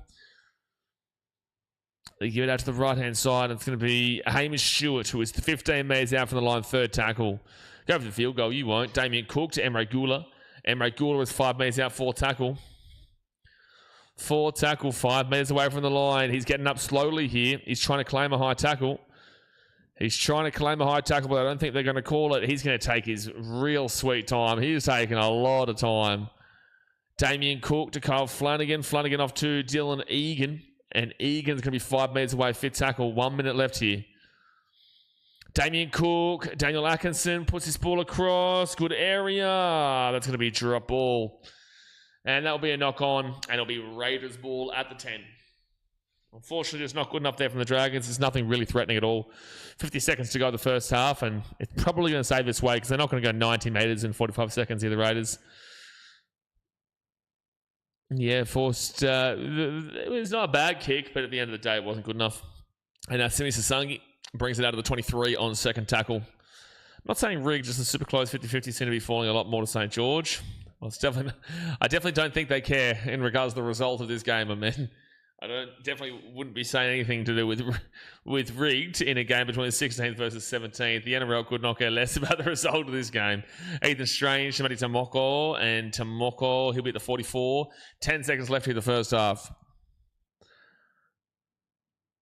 And Corey Horsburgh, Brahman. Brahman moves it across, and he'll get this ball offloaded to the Dragons. But that doesn't really matter. It does not really matter. Will they get a play in here? They will not get a play in. And that, my friends, will be the end of the first half. And that was it was definitely a half. It wasn't obviously anything amazing, but the Dragons deserve their lead for sure. The Dragons, they definitely deserve their lead. We'll see if they can keep it up going into this second half, but the Raiders just haven't been good enough so far, and the Dragons have been slightly the better. So obviously hit that thumbs up button, subscribe if you're new around here. Let's get into the stats to see how it's all going. Now, well, actually, when I spoke about the try scorers pre-game, when you guys asked me, I said that whoever's going up against Sivaro Tamale to score, which is Setu 2, but I also thought at the time it was Tyrell Sloan. So I said that, honestly, get on either of the wingers there for the Dragons, and especially whoever's playing up against Sivaro Tamale. And they obviously both of them have scored, but Setu 2 up against Tamale has scored. And they also said Hudson Young for the Raiders. So pretty happy with those so far. But it is 10-6 to the Dragons at GIO Stadium. Sanders is 1 from 1 of the conversions, and Valentine Holmes is 1 from 2, as per usual. And now in regards to possession, it is quite literally 50-50. It is quite literally 50-50 here. The time possession, you're looking for 25 minutes on a threshold. They're above 30 here. So 15 minutes and 16 seconds from the Raiders. Now it's gone down to 14:24. It won't be. 15 minutes and 16 seconds for the Raiders, whilst 15 minutes and 1 second for the Dragons. That's above 30 minutes of gameplay. That's very, very healthy and very, very good there. Completion rate, yikes. Completion rate, you can't be surprised why you're losing this game right now. You definitely can't be blaming the referees. 80% is what you're looking for. The Raiders are at 60%, 12 from 20. That is not good enough. They are not completing their sets. It is not good enough whatsoever from the Raiders right now. They are making a bucket load of errors. And then the Dragons, they're not. They're at 19 from 21, 90%. Very, very good. Very, very healthy. Above the 80%. It's a 30% swing between the completion rates right now of the Dragons to the Raiders. 30% swing. You go to the runs. 86 runs here for the Raiders for 757 run meters. They are 103 meters behind the 10 meters on average per run that you're looking for. Well, the Dragons, they have 6 less runs. They're on 80 runs for 784 run meters. So that means that they are only 16 meters behind the 10 meters an average per run that you're looking for. If you were to give the extra 6 runs here for the Dragons, they are already above the Raiders by 30 meters with 6 less runs. They would probably be about the 850 to... they'd probably be about the 840, 850 mark. They'd probably be about 840, 850. Which would be, about 100 meters above the Raiders. The Dragons are clearly winning this battle in regards to the run meters. And then the post-contact meters, it's now updated to 88 for 773 and 80 for 784. So even with those extra couple of runs, they're still below them by about 11 meters with the 8 extra runs. But 273 post-contact meters for the Raiders, 252 here for the Dragons. You probably, with 7 more runs, you probably do see them get to about the 275, maybe 280 marker. Maybe if you're pushing it. Which would mean that they'd be slightly above the Raiders, but probably the Raiders, this is the most equal that you can possibly get here. Like that is pretty equal overall. Line breaks is 1-1, so not too many for either team here. Tackle breaks is 18-16 against the Raiders, which is above the average of missed tackles for the Dragons, but it is in the middle of average missed tackles for the Raiders. The average set distance, both teams at a pretty similar rate. So 25 and below is pathetic to the stream off. 25 to 30 is disgusting. 30 to 35 is underwhelming. 35 to 40 is hitting the marker. 40 to 45 is great. 45 to 50 is fantastic. And 50 plus is basically perfect. 37.76 here for the Raiders is doing the job, making their moves, just doing a normal amount, whilst the Dragons are 37.21. So only the 1 meter separating the two of them. Surprisingly, the Raiders are actually getting the better average set distance, and it's realistically coming from post-contact because it's not coming from the actual run meters itself. And then we do go down to the average play the ball speed. 3.19 seconds and below is extremely fast. 3.2 to 3.39 is fast. 3.4 to 3.59 is average. 3.6 to 3.79 is slow. And 3.8 and above is extremely slow. We have got 3.39 seconds here for the Raiders, which is fast. That's on a pretty good level. Getting close to the average, but it is 1.01 away from the average. But 3.39 seconds is still technically in the fast category. The Dragons are at 3.86. That is extremely slow. That is extremely, extremely slow here. I just said Raiders got robbed in the 2019 Grand Final. Fantastic, bro. It's been 7 years. Let's move on from that one. But you are right, but it's also been 7 years.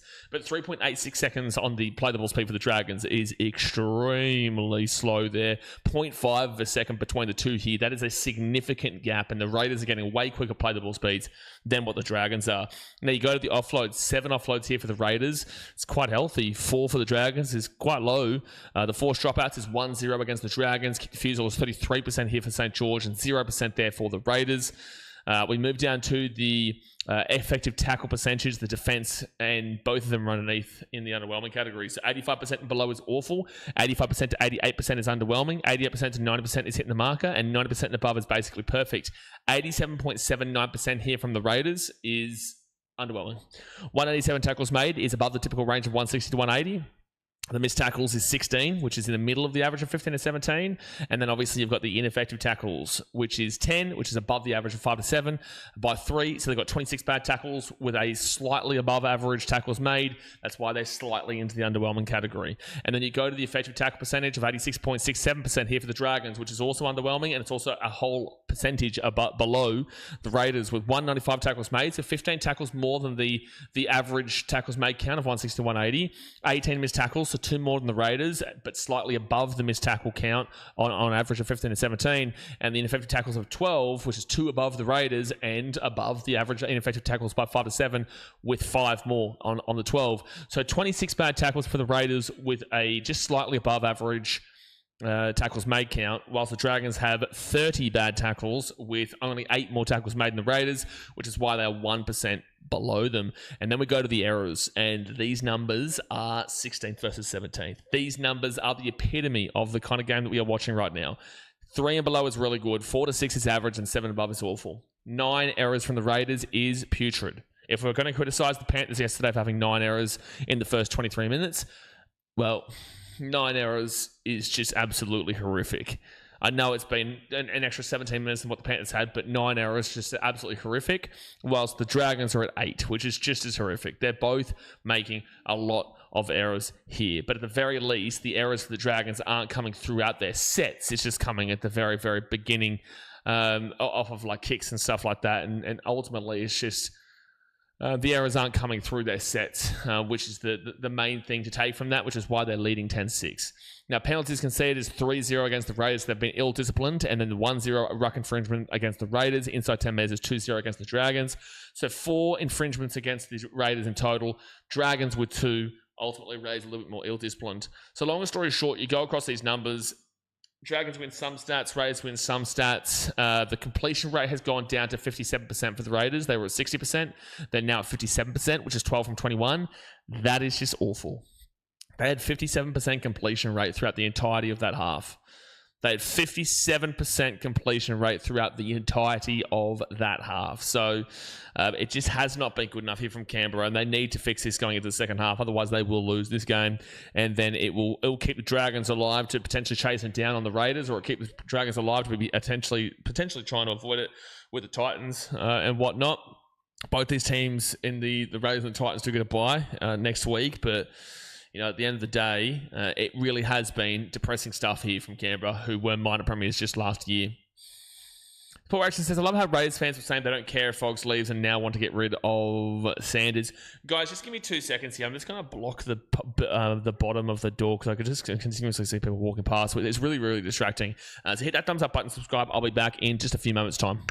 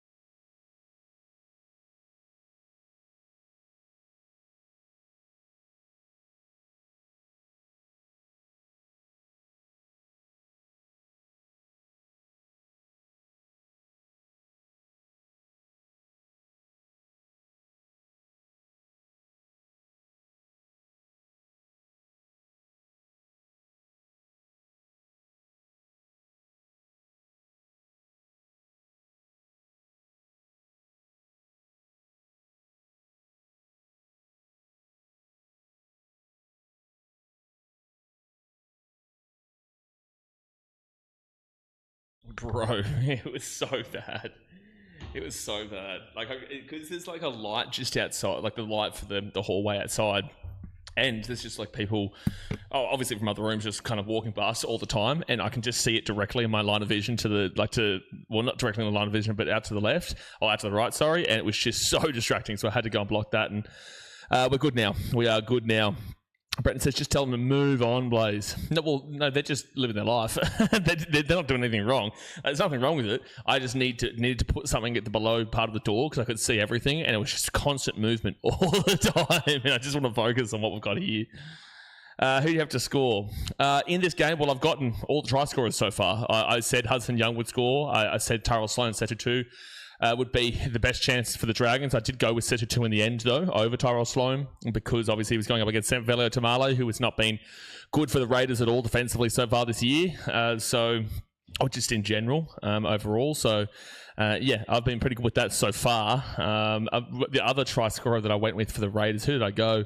I think I went Simi Sasangi back from injury, where he was fantastic pre-injuries. He was looking likely to be centre of the year, and then he got his long-term injury. For the Dragons, I went with Hamish Stewart, but that's an unlikely one. Well, that's who I went pre-game. Casey says, come on, Dragons, will be a lovely hate watch if the Dragons can get this win. A hate watch?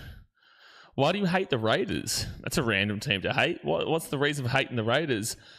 Like, I get from a Titans fan perspective, you'd want the Raiders to lose to stay above the Raiders, and then next week is a fantastic chance for both the Titans and Raiders to go above the Eels and the Broncos, with the Broncos playing the Sharks, the Eels playing Manly, and the Titans and the Raiders both getting a bye next week. But outside of that, I don't know why anyone would hate the Raiders. I'm not too sure why it would be a hate watch in that in that thought process. What have the Raiders ever done to be hated? I don't know a single... the Sharks don't like them. Cronulla aren't fans of the Raiders, to be fair. There's a bit of a rivalry there. There's a little bit of something with the Storm, but the Storm couldn't care less about Canberra. The Storm care more about Manly, who they didn't do well against yesterday. They care more about the Panthers and stuff like that. But maybe the Storm will start to care a lot more about Canberra. Casey says, the ego of last year and how they acted towards the Warriors fans, since my old man's a Wars fan. Oh, that's true. Yeah, no, you're right. Yeah, there is a little bit of something brewing there between the Raiders and the Warriors. That was Savelio Tamale. Kind of ever since he's done that, well, he got that injury very quickly afterwards, after he did the mana wave to the Warriors after they beat them. After that, he did get injured, and since then, he's been unfortunately really poor. So Warriors fans, I guess if you feel like that was a knobhead thing to do, you've been pretty happy that his form has completely dropped off and he just got yanked in this game. You know, wingers don't typically get yanked. Usually you'll obviously see a forward get switched out and subbed, or you'll see, other players getting substituted. But if you're a 2, 3, 4 or 5, you're playing the whole 80 minutes. So that means that Ricky obviously has acknowledged that it hasn't been good here from Savelio Tamale, and it hasn't. He had a nightmare first half before he got taken off after 25 minutes or so, and then Sebastian Kris played the final 15 there. And Sebastian Kris was not meant to be coming on here. Like, at the end of the day, he was put as the number 17, but I don't necessarily believe that he was expected to come on unless they were going to put him into the back row or something like that, which I would doubt, but they had that option there. However, I don't think they were expecting to even actually have to put Sebastian Kris on in that position at all, because, again, you're not putting a substitute on the bench to come in for a 2, 3, 4 or 5 unless you're putting it in the 18 on the 19, which is Chevy Stewart and Jake Clydesdale. So it does tell me that maybe Kris was meant to be coming on in a different position to what you would typically expect. But, again, you wouldn't have expected him to come in for a winger. And that tells you how poor Savelio Tamale has been. The Wars curse Tamale. It says, well, you could make the argument for it, because ever since he did the Mana Wave, he's been poor. Edson says, imagine having such a poor game that your position mainly stays on the field for the whole game, getting subbed off. Well, that's the point, Edson. That's why it's very telling, because you're never subbing a centre or a winger unless there's an injury or poor performance. Didn't you tip Hardy Young as well? I did tip Hardy Young. Yes, Brenton, I did. That is all. Sure, I'm a little bit biased in regards to Hudson Young because I do have him in my Supercoach draft team, but there's a reason why I have him in my Supercoach draft team. That's because he does score a lot of tries, and he's going up against the Dragons, who defensively are the second worst defensive team in the comp right now. Like, if the Raiders don't score more than 10 points in the second half, the Eels will remain the worst defensive team in the competition. It's 16 points that was prior to this game. Now they've given up the 6. Second half aside here, guys. Hit that thumbs up button and subscribe if you're new around here. But Hudson Young is the kind of guy that will just go and score. So he's an easier selection in the forwards. He's a little bit of an automatic pick when it comes to the forwards, because he's a pretty good damn well chance to score. So while it's an obvious selection, it's not a guarantee. You can try and skirt away from it, but if you're going to get something right, you want to get it right. You don't want to just say something for the sake of it. Like, I could just go and say, there's no point for me saying Morgan Smithies. If Morgan Smithies comes up, that's amazing. It's like the Stefano thing that we joke about all the time. Going for Stefano there was more so because I was like, Stefano never scores, right? So obviously we joke around and say, oh, we got Stefano that time, and we say it all the time. But I only selected Stefano because he never scores, because props don't typically score. So you've only really got the back rowers and a potential 13 as an option, and 13s don't even typically score themselves. It's more so just the back rowers when it comes to the forwards. So that's why I do try to mix it up sometimes, but ultimately if I had a choice of just getting it simply right every week, you definitely would be going with the with back rowers 99 times out of 100.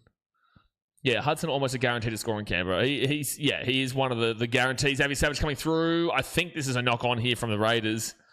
I'm pretty certain there's a knock-on here from the Raiders. Are we Dragons ball to 10? Yep, knock-on Raiders. So we Dragons ball to 10. Jess says, what do you think? Tigers game high scorer? It should be. Realistically, it should be. Knights defensively aren't great. Tigers defensively definitely aren't great. The Tigers have given up 417 points so far this season through 14 games, which is less games than, say, teams like the Titans and the Raiders. They've played the least games in the competition right now, alongside teams like the Rabbitohs, the Sharks, and the Knights, because they've already had... Well, they've had their three buys and stuff up there, but the Tigers do play later. But 417 is below the Broncos. It is currently the third worst defense in the competition. Third worst defense is the Tigers. Third worst defense. So they definitely should be giving up a lot of points in this Knights team. Obviously, attacking-wise, I think they're up at about 7th or so. So 392 points for, which is below the Panthers, the Warriors, the Dolphins. They've also played one less game to the Roosters, so they'll go above them. Raiders will get this ball here and they'll bring it out to the 20. Long story short, the Knights, attacking-wise, definitely should score quite a bit against the Tigers. And the Tigers defensively are probably going to be pretty happy to give them up, ultimately. Then the Tigers, attacking-wise, hasn't been great this year. But the Knights defensively are definitely not great this year. So it does lean statistically to saying that game should be a very high-scoring game, yeah. Our last buy is round 27. Well, that's interesting, Brenton, because there has never been a team to make the 8 who has had the bye in round 27. Did you know that? Throughout these last 3 years, the team who receives the bye in round 27... Oh, it's a knock-on from Corey Horse, brother. Bruh, man, that's a knock-on, son. The Dragons will get the ball here at the 45. The Dragons will get the ball, the old 45. After a knock-on from a bra man. Yeah, we've never seen a team with a bye in round 27 make it into the final 8, into the top 8. So, yes, my answer would be yes, Jess. OBD says 4 tries each. Are you saying in the next game? I think it'll be more than 4 tries each. Based off of the way these two teams play, Tigers and Knights... Oh, their completion rate for the Raiders is just so bad in this game. Yeah, well, the Eels were one of them in the last couple of years. I think we also had the Tigers maybe have one of them, and the Cowboys. I think it was the Cowboys, the Eels, and then there was another team. It might not have been the Tigers. I can't remember. Third tackle now at the 20 for the Dragons. If the Knights lose today, I'll have some significant doubts about you making the 8. I'm not going to lie. 4 tackle here at the 13 on 4 tackle, because the Cowboys will still be there. The Tigers will be back up alongside you. And it will just be a big worry. It'll start to get a big worry that when it comes to this crunch moment of the season that they can't kick it up, because this is at home. They should be beating the Tigers. You should be. Damien Cook, Carl Flanagan gets it all the way across here, and that's a knock on, and Xavier Savage away. Call it off. It's game. Let's try. It's a try. Xavier Savage is not getting caught. He's not getting caught. Xavier Savage is not getting caught. 40, 30, 20, 10, touchdown. Try time for the Raiders. Canberra Raiders. Xavier Savage will run the length of the field. As soon as he picked that ball up cleanly, you knew it was going to be a try. As soon as he picked that ball up cleanly. 10-10 with the kick to come. Daniel says, what is going on? How are the Dragons still winning? Because the Dragons have ultimately been the better team for the most part of today. And the Raiders are still 16th, so it's not like they're an amazing team. But the Dragons were well deserving of their lead up until that moment where they make the mistake, and Xavier Savage will run the length of the field to go and score. Oh, dude, they had a 4-on-3 on this side, but the pass just wasn't good enough. If the pass goes to Val Holmes' hands, Tyrell Sloan scores for sure. But as soon as Xavier Savage picked that ball up cleanly, he was gone. He was never going to get caught. Mitchell says Cowboys, Eels, and Warriors are the 3 teams. Thank you. Yeah. Oh, so yeah, Mitchell, of course you knew that because obviously I said the Tigers and you wanted to make sure. You wanted to make sure, didn't you? That's a bad pass there from Kyle Flanagan. And because of that, it's about to be a 12-10 lead here for the Canberra Raiders. Anderson says the Raiders are safe to put $100 on at the moment. I wouldn't say anything's safe in rugby league, but I would say it's more than likely going to be happening, yeah? More than likely you're going to be seeing the Raiders win this game by into the second half, because the Dragons are not a second half team by any stretch of the imagination. The last 20 they're usually absolutely awful in. The Knights game last week, maybe not so much, but overall, the Dragons in the final 20 and overall in the second half are usually quite poor. And that's why they are where they are. That is why they are where they are, sir. Ethan Sanders will get the kick, and it's 12-10 to the Raiders. As soon as he got it. Xavier Savage, a very fast player. Way too easy, man. Bake says, this has been the worst betting week I've ever had. So what, did you bet on the Melbourne Storm, did you? See, Panthers. There would have been no value in the Panthers, though. Unless you've gone for like a Panthers 13+, which I didn't think was going to be happening in Jason Tamalolo's 300th game. I didn't expect the Cowboys to win. But I'm sure you didn't bet on the Panthers straight. Xavier Savage scored. What do you mean who scored? I said his name like 500 times. No, I remember Sean Johnson played his last game of the second last night. Oh, was that the one against the Sharks? Yeah, you might be right. Yeah, I think that was the game against the Sharks, and he got that beautiful try assist for the game winner on the comeback in his last ever game. So it wasn't here. Okay, yeah, fair enough. Because I was like, I've just said his name about 100 times, and but it's fine, bro. Simi Sasang, he's going to get this ball to the 20 on second tackle. My worst wicket tips too. 1-2. What went my way is I tipped the Cowboys. 2, I just had a feeling they might cause an upset. Yeah, it's a bold call because the Panthers, they never really. I'm surprised you've gone with that. I guess that's just a feeling, as you've said. But sure, the Panthers lost to the Titans week beforehand. You could have made the excuses of Cleary, Isaiah, and Brian To'o out, even though they beat the Warriors with those 3 guys out. Oh, that's a 40-20. That's a 40-20 here for the Raiders. That's a 40-20 for the Raiders. Yep, this is where the game turns. This is where the game turns here, Dragons fans, unfortunately. This is going to be a 40-20 here for Canberra. Good 40-20. And that's going to be from Owen Paddy. Nice kick. So what was I saying? You know, you would have expected the Panthers to come out and win that game by a lot of ways because, you know, they get their full-strength team back. The thing is, they're not desperate, though. This is the difference right now. Like, there are other teams, like Cowboys are desperate to make the top 8, whilst the Panthers, they're guaranteed for top 8, and they're pretty much guaranteed minor premiership right now. You know, they're guaranteed for their position, so there's no real desperation from Penrith. This is what I'm trying to tell people. Like, the Panthers are still winning this comp, lads. Like, they're still winning this comp. It would be such a surprise to see them get knocked out. It would be such a surprise to see anybody beat them. It doesn't matter who it is. Warriors, Dolphins, Sharks, Roosters. I don't care who it is. It's going to be just... It's impossible for me to think that in the finals when things are all at the clutch that we're going to see somebody beat them. 4 tackle at the 3. So 4 tackle. Owen Paddy at the back now. Here's a chance. Hudson Young. Knock on from the Raiders. No, it's a penalty against the Dragons. JJ says, I tipped a lot of upsets this week, though, like Titans. Well, Titans were favourites. Was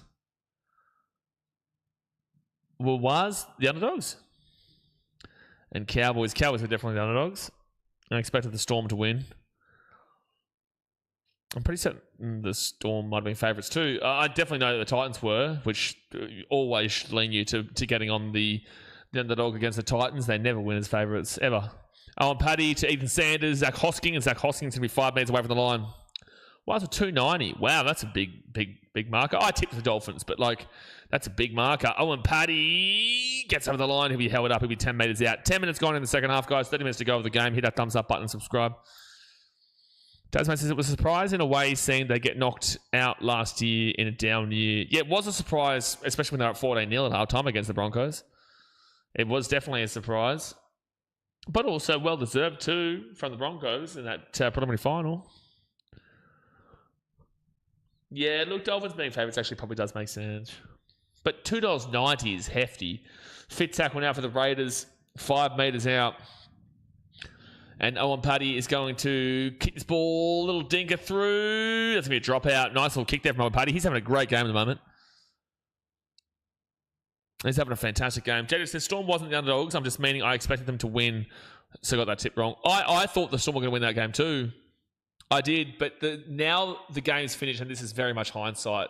But now that the game is finished, I don't, and it's not because of the result, but I'm now kind of like kicking myself that I thought the Storm would do it, because it was really like that game was very understandable last night. The Storm Manly game was extremely understandable to happen. I just got a little bit sent. I got sold by the form of the Storm, but against who? You know, like the game against the Raiders, whoop-de-doo. That's gone 65 metres here on the dropout. You know, against the Raiders, whoop-de-doo. Against the Eels, whoop-de-doo. Against a very injured Tigers team, whoop-de-doo. You know, I got sent a little bit. I should have looked more into the form there of why they were having those results. Whilst Manly, you know, they have been slipping recently, but also at home, full team. You know, I should have expected it. I do kick myself. I should have expected that result yesterday. Third tackle at the 40. Everyone follow the Legends page. Get around it. Eden says, is Paddy Raiders locked in hooker for the season? Well, yeah, I'd assume so. Now, when Paddy goes out to the left-hand side, and Ethan Sanders is going to run this ball into the line at the 18 or so on fit tackle. Fit tackle. 50-metre gain. They go to the left-hand side. Ethan Strange gets the ball over the top. Hudson Young chasing it through. That's going to be caught by Hudson Young out of nowhere, but he'll be held just short 1 metre away from the line. 1 metre away.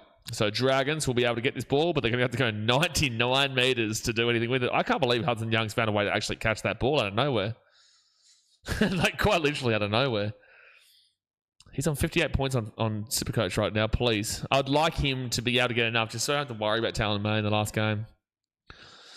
Starling would still be the hooker when healthy, I would say. I don't know. I don't know. Maybe, probably, actually. You're probably right. But Owen Paddy, for mine, I do prefer him. Tom Starling is still definitely a decent hooker, but I think it's actually a good tandem, them two. It's a good 1-2 punch like you've seen with a lot of teams over the recent years where they've gone with that, for example, like Queensland, Harry Grant, Ben Hunt, that New South Wales tried to steal a little bit. Didn't necessarily pan out for them, but you are seeing a lot more teams go down that duo, tandem, hooker rotation nowadays. Sebastian Chris grabs the ball to 10, and Chris now brings it out here to the 30 on first tackle. And they go out to the right, Matty Tomoko. Tomoko to the 35. I just don't know if the Raiders lose this from here. Surely not. I tip the Dragons here based on them playing better and Raiders losing, but to be fair, it's hard to know which way it will go. Both teams aren't convincing. Raiders should win, but been underwhelming. Yeah, but sure, but they've also won 5 games compared to the Dragons 1. So whilst the Raiders have been shocking, I have to lean with the team who's got 5 wins compared to the 1 win. Even though, yes, I did acknowledge the Dragons have been better recently, but they've still been losing those games, besides the Broncos one. But the Broncos have been just awful to watch. Awful to watch. Setu 2 grabs that ball to 10, and he'll be taken down to 5 now in first tackle. 26 minutes to go. Jaden Brayley's career is on the downward trajectory, man. It's definitely Tom Starling and Owen Paddy as the guys there. It should be anyways, what I'm saying. Third tackle at the 25. Jaden Brayley has never really been able to kick on with his career, whether it be at the Knights or whether it be now here at the Raiders. I just think that he's a backup option. Honestly, I think Owen Paddy and Tom Starling should be the duo. The dynamic duo. Fifth tackle now at the 45 on the Raiders side of the field for the Dragons. Broncos have to be the worst defending premiers ever. Nah, there's going to be worse for sure. There's going to be somebody worse. Like, the Broncos have been awful defending premiers, but there's going to be somebody worse. So first tackle now here for the Raiders. And Matty Tomoko now to the 25 on second tackle. Yeah, Dragons had most momentum in the first half, but you can see the second half has definitely been way more Raiders. Third tackle now. Tigers 05. Where'd they come in 06? Obviously, I know that was the Broncos won the grand final, but where'd the Tigers finish in 2006? All right, Kyle Weeks gets that ball over the line. That's going to go over the sideline there. That's an awful pass from Kyle Weeks. Nobody was even close to it. Nobody was even remotely close to catching this ball. Who was he passing this to? Xavier Savage, I guess. Well, that's actually Xavier Savage's fault. He was lazy there. It's not even actually... Yeah, that's Xavier Savage's fault, not Kyle Weeks' fault. We can win this, just have to keep playing like we did in the first half and take opportunities. Yeah, you can win this. It's not been great from other teams. It's still only 2 points. Tigers 11th in 06. Okay, so right now the Broncos actually are below that. Even contextually, was 11th is the Titans didn't exist yet. So there would have been only, 15 teams? 15 teams in the competition then? 6 again if the Dragons will second tackle now at the 25, but they did get a 6 again. Flooding it out the back, and Sanders is going to miss that tackle on Atkinson. And now they'll be Dylan Egan at the 20, at the 15 on third tackle. So that's 11th out of 15 teams. Well, if the Raiders were to win this game, they'd be in the same positions where the Tigers were, touched by the Raiders, and that is a try for Xavier Savage. Dragons are killing themselves, man. The Dragons are absolutely killing themselves here. This is such a typical second half performance, and Xavier Savage is going to get the try. That is a try time from the Raiders, Xavier Savage, and it's again another, essentially an intercept here. Well, it is an intercept here, but the other one was kind of like an intercept. But it hit the grass. This one, it's just Raiders are just being gifted free tries here from St George. Couchman, Carl Flanagan. It's Carl Flanagan again, by the way. Ooh. I don't know, though. They might say Simi Sasangi's knocked this ball on, though. They may say it's a knock-on from Simi Sasangi. They may say it's a knock-on here from Simi Sasangi, and it will probably be a no try. Here we go. So Sasangi will touch it there. Unless they say that's backwards. Oh, to be fair, they do typically call this forwards, though. They do typically call that forward, but it should be forward, but I don't know how easy guarantee that is to say that goes forward, but they typically will call that forward regardless. Tough call for no try. Not necessarily, but I think it should be a no try because consistency-wise they should, but I don't think it's a guarantee that actually is forward. I don't think it's a guarantee, but with that being said, usually that will be called as a knock-on. Where we says Broncos will win the Penthouse to the Outhouse award at the end of the season. Penthouse to the Shithouse. He definitely touches it. There's no question about that. It's just that Xavier Savage picks that ball up exactly where Sasangi is. They can't rule for a pass, though. Yeah, but they can call knock-on. It's not a pass. Dasmate says, NRL app has the Storm. Bro, what do you mean? They can't. It's not going to be a forward pass. They just call it a knock-on if they think it's a knock-on. NRL app has the Storm turn 10 as negative 2 points. That means in 2011, Manly or the Broncos have been robbed of the minor premiership. These cheating pricks keep getting away with everything. What? That means in turn 10. That means in 2011. What does 2011 got to do with it? Try confirmed. Try confirmed. I think people will complain about that, but consistency-wise shows that should have been no try. But I will also say that there's no guarantee that Simi Sasangi off the hands there has actually gone forward, even though you probably will assume it does. But they've just said that that's not a knock-on. I would say that typically they will always call it as a knock-on. I would say that Simi Sasangi, it's no guarantee it goes forwards, but typically they call that as a knock-on. Game's gone. Knock-on, but regardless, Carl needs to go to New South Wales Cup. Carl's been awful, man. He has been awful. All right, don't get treated. Have a good one, brother. 23 minutes to go here. 23 minutes to go. And it will be 18 points to 10 to the Raiders. Definitely knock on, but okay in mind. Again, I don't necessarily agree that it's a definitely, but they call that as a knock on all the time, and I would have been okay with the consistency. It's inconsistent what they've just called there. Because Simi Sasangi has got his hand facing backwards. Xavier Savage, we haven't been given a direct sideline showing because we don't have the camera angle for it. But he's got his hand and it's going backwards there. And then Xavier Savage is having to actually slightly stop his run and come back, which is directly in line with Sasangi. So Savage has caught that ball directly in line with Sasangi, which shows that there is a potential here that ball didn't go forward and that he's come back for it to catch it like this, which would suggest that it was just a flat line. It wasn't a knock-on and it just comes across. I don't necessarily agree that should have been a try, but I can understand what they're arguing. I can understand what they're arguing. Had nothing to do with forward pass knock-on, though, because they could have just easily called that as a knock-on. Trey says, who do you think is the best back-to-back wooden spoons in NRL history? But context, what do you mean? Like, are you saying the worst or are you saying the best? The worst is the Knights, the mid-2010s. It's Adam G. He hates the Dragons.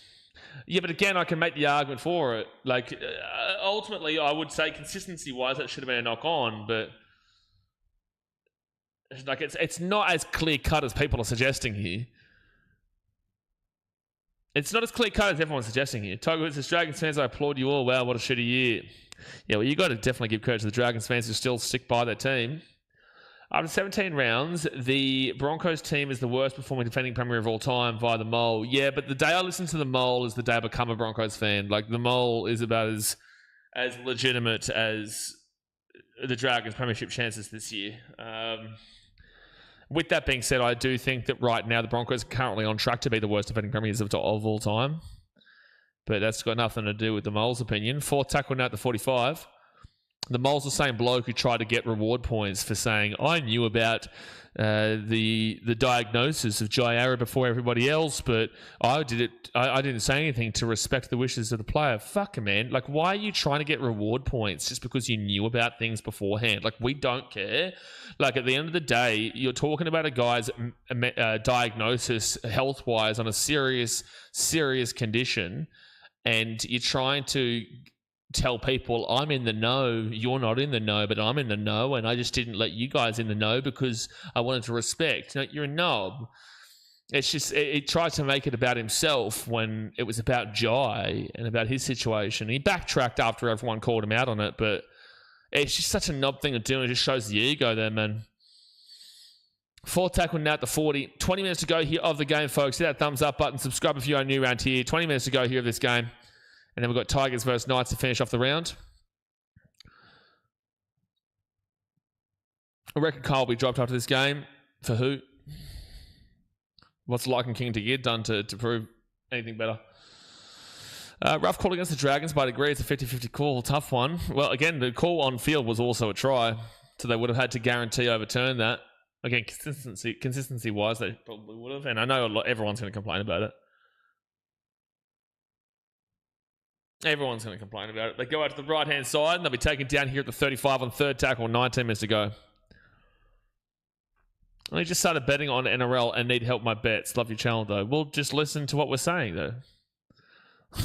Just listen to what you're saying. Like, at the end of the day, if you listen to enough of what we're saying, you have a good idea of what to do. That doesn't mean that necessarily we're going to be right, but at the end of the day, if you watch enough streams and you watch what we're saying, we do a pre-discussion about the game before it even starts. So you just listen to that and then you'll have a good chance. Togglehood says, Dragons have nothing to lose. They should throw caution into the wind. Well, we've said that since the start of this game. Like, for example, Baked Clips. Brother, he suggested Hudson Young for a try here today, set to 2 for a try, and Tyrell Sloan for a try. I didn't pick out Xavier Savage, but, like you would have been able to sneak in one of those. A bit of an implosion going on here, old Dragons. That's the way in it. With 20 minutes to go, usually this is their worst time of the game too. Just take Val Holmes to convert every try, loads a guaranteed bet. That is the worst bet possible. Ata Mariota, he'll be 40 metres. Oh, he's lost the ball there. Dragons ball. Dragons ball here at the 40. This is a real 16th versus 17th game right now. Because the Raiders have only scored, really, because of the first try for Hudson Young was very, very good. But the other 2 tries are directly off of the back of bad passes from Kyle Flanagan. It's a tough one. It is a tough watch. Leaders need to step up here if the Dragons get any chance. Somebody's got to step up. Not even a leader, just somebody. It's only 8 points. And that's going to be a high tackle. Surely penalty. Yep, penalty to the Dragons for a high tackle against, you guessed it, Ethan Sanders. You guessed it, Ethan Sanders. Never bet on the Dragons less than 1. Unless they're playing the Broncos, who they have beaten in 3 consecutive years. Again, if the Raiders can score 1 more point in this game, they will go above the Broncos, and the Broncos will go into the bottom 4 today. And then both the Raiders and the Titans have a bye next week, which means that if the Broncos lose to the Sharks, the Titans will also be above them. And they would go into 3rd last. And then that is when we're starting to say they would be officially the worst defending premiers of all time. And since it says Raiders are looking good, Raiders have looked awful in this game, but they are definitely, they have got the lead, and I guess they deserve to have the lead because the Dragons have given them those tries, but Raiders have not looked good in this game. Third tackle, 9 metres away, Toby Couchman. They'll be now 5, 4, 3 metres away from the line. 4 tackle. Oh, yeah, this is where the Dragons have given these 2 Raiders tries away, by the way. Yes, you're right, Casey. Watch the Kyle Flanagan pass here. Off to Luciano Leilua. Gutho, nearly another intercept, by the way. Nearly another intercept. It's going to be a knock-on here from the Raiders, though. Knock-on from the Raiders, and the Dragons will get the ball again here at the 10. They nearly just had another intercept, the Raiders. Yeah, 30-26. We spoke about that before the game, too. Like, that's crazy that it's been the same scoreline, 30-26 at Suncorp Stadium for the last 3 years in a row. It's definitely a knock-on here from Xavier Savage. 100%. Gutho down here. God bless him. Jeez, it would be really, really cold right now, though. With it being raining, with it being now about 10 degrees there, this would be a tough slog for the Dragons to come back from this.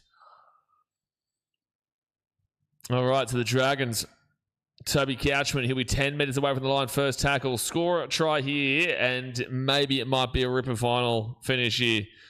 6 again for the Dragons. That's going to be a knock-on from the Raiders. So it's going to be another 6 again for it'll be 0 tackle now for the Dragons. 20 metres away. 15 metres away. Daniel Atkinson, Dylan Egan. And Egan's going to be 9 metres out. 9 metres away here from the line. I only need 30 more points from Talon May and Hudson Young. That's all I need. First tackle for the Dragons, 3 metres away. Oh, here we go. Flanagan, left-hand side. Leilua, 4 metres out, second tackle. If you don't score here, when will you score, St George? Kyle Flanagan, Hamish Stewart to Ryan Couchman, and Couchman will be 5 metres out, third tackle. Format says, were you a Sharks fan prior to the Titans? I had a mate mention that. So my mum is a Sharks fan, right? So I definitely had... I wasn't a Sharks fan. I was actually probably more of a Broncos fan, really, because I was growing up in Brisbane at the time. The Raiders will get this ball here at the 3. So we moved to the Gold Coast when the Titans obviously came into the competition too. But my mum's a Sharks fan. So I've always had a soft spot for the Sharks, and I would say that they're like a second team. I don't have a second team. I hate second teams and all that type of dribble. But if I was to support a team outside of the Titans, which I wouldn't do anyway, I'd just be a more general fan of the game, I have a soft spot for my mum, simply the Sharks. But no, I was never ultimately going to be a Sharks fan. If the Titans had never existed, I ultimately would have been a Broncos fan, because I was obviously in Brisbane as a young lad, and then we went to the Gold Coast, and it was all Titans from there. Damn Dragons are Broncos kryptonite. Yep, that is the answer. So 14 minutes to go here. Setu 2 taken down to the 35 on first tackle. Dragons playbook, spam left to right, and then it'll open up. Yeah, it'll open up for an intercept, that's for sure. That's what we've seen today. The Raiders are quite literally only winning this game based off of those 2 intercepts. That's quite literally the only thing that's got them the lead right now. Otherwise, they'd only have 6 points through actual earned plays. If you're going to throw interceptions, the Cleveland Browns have a quarterback job for you. Knock on from the Dragons. They're going to play this one out, are they? No, they're not. It's going to be Raiders ball back here at the 45. Knock on from the Dragons. Hamish Stewart. No, it's Dylan Egan, sorry, with the knock on there. Yeah, I was super young, man. Like, my dad's a Manly fan. My mum's a Sharks fan. We lived in Brisbane until I was like 11, 12. And then obviously we moved to the coast. And I was born in Cogra, but we were only there for like 2 weeks or 6 weeks or whatever it was before we moved up to Queensland. So it was never a Dragons thing, but I technically could have gone behind them, but I never associated with them. My second team is the Storm, while my favourite team is the Panthers. Been a hard life supporting both. I hate you, Mitchell. Second tackle now at the 35, and they'll go to the right-hand side. Tom Starling. He'll give it out to Joe Tarpany, and Tarpany is going to be 20 metres away. They give it off to Kyle Weeks, Zach Hosking. And Hosking is going to be 15 metres out from the line. Tom Starling off to Kyle Weeks. And Kai Weeks is going to push away from one. He's still moving here. Don't let him get another try, Dragons. If you let him get another try, it is game over, Red Rover. And Kai Weeks is going to be half a metre short of the line. Got a feel for Dragons fans this year, though. It's hard enough being a Titans fan. Yeah, no, I know. No, I know. Ethan Sanders, 10 metres out, off to Strange. Ethan Strange just jogs it out to the left, cuts it back, gets it off to Hudson Young. Hudson Young kicks his ball through. I don't know why, because there was not a single Raider in sight. Oh, it was fit tackle, that's why. Sorry, I've clocked off a little bit here. First tackle here for the Dragons, 10 metres out. What happened to Tom Starling? Is he injured or just had a favour with Sticky? He's the 14. He's on the field right now. He's just obviously they've decided to go with Owen Paddy instead. Dragons go left-hand side. Now Setu 2 at the 15. He's going to bring this ball here to the 20. Third tackle. And Couchman brings his ball now to the 30. Pig, Skin, Slinger, Deshaun. What the hell are you doing? Fair tackle now. At least I got to see the Broncos win 2 premierships in my lifetime. Yeah, but you also got to see Keanu Kenny shove it down your esophagus a couple of weeks ago. So Sebastian Chris is going to bring this ball out here to the 30. And it'll be first tackle. 10 minutes to go here at the game, folks. Hit that thumbs up button and subscribe if you're new around here. And Xavier Savage will bring it out to the 40 on second tackle. This has been such a slog of a second half, man. There's the whole game. This whole game has been such a slog of a watch. Oh, boy. It has been such a slog. That's going to be Sanders now, and he'll get that ball across. And after Mariota, he'll get the offload away to Joe Tarpany. And Tarpany's going to bring it out here to the 40, to the 35 on fourth tackle now. 10 minutes left. Ethan Sanders. Not a bad run there from Sanders, to be fair. You don't usually say that, but not a bad run. They go short side. Kai Weeks. Kai Weeks is going to run this ball in the centre. Tom Starling off to Sanders. That's going to hit the grass, and the Dragons will pick it up here at the 10 through Dylan Egan. Has been hard, Casey. It will get better. I'm at the shit time sweeter. Yeah, absolutely. I'll get that. Second tackle now, up the 20 for the Dragons. And they'll get this ball to the 25 on third tackle.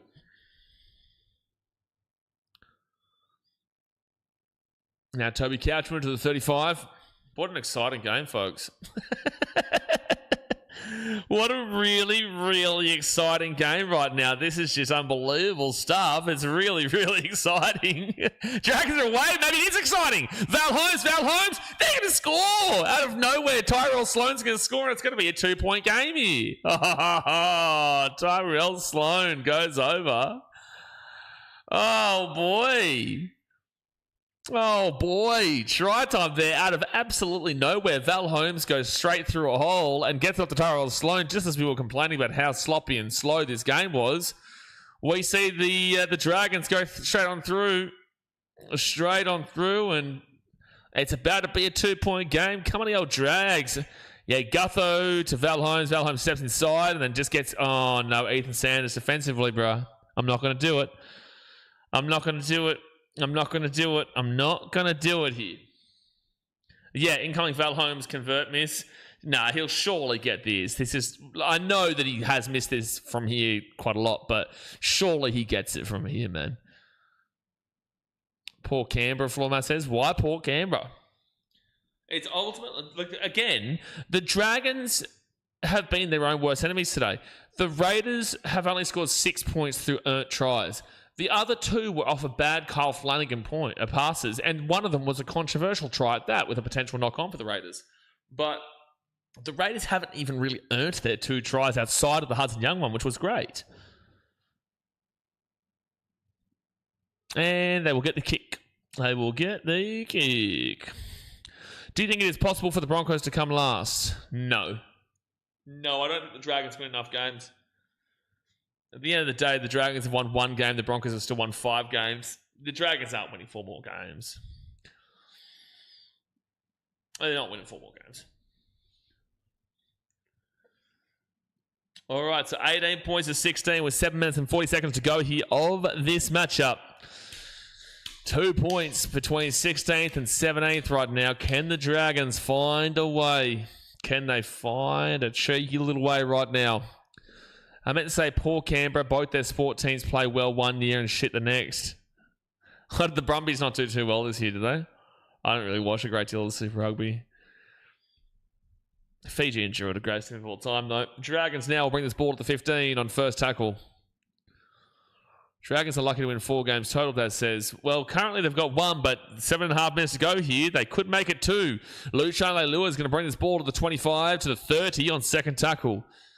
Let's see it, Dragons. Usually you're awful in the last 20. Have you fixed that? Kyle Flanagan gets it up to Val Holmes, and Val Holmes will get crunched down to the 40 on third tackle now. Need a miracle to go your way here, though. But the Raiders defensively are not a great defensive unit, so you've got to fully expect the Dragons to have an opportunity here. Fourth tackle, Kyle Flanagan. Flanagan's going to slow it down into the line. Gets the offload away. They push it out to Hamish Stewart. Stewart gets the offload away again. And Jacob Little, who's on the field, he'll be 35 metres away. Fifth tackle, 6 minutes and 45 seconds to go here. Gutho, Daniel Atkinson. Atkinson's going to whack that ball up high. The Dragons chasing it through. And that's going to be Raiders who grab the ball here at the 10 on first tackle. That's a good take. They're under a lot of pressure, to be fair. And now second tackle here for Canberra, and they're going to be at the 15. GWS not having a good year. Canberra's AFL. They've really tried to push them over the line the last, well, maybe not the last couple of years, but they did at the back end of the 2020s anyway. 2010, sorry, so I should say, not 2020s. All right, so right-hand side, fourth tackle, and Hudson Young will get the offload away. He just gets away from the tackle, and then he'll be taken down to the 42 on fifth tackle.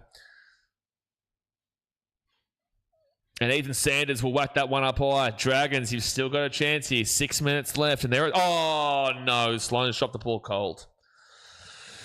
Tyrell Sloan drops the ball cold at his own 20. Oh, no way. No way. He just takes his eyes off it late.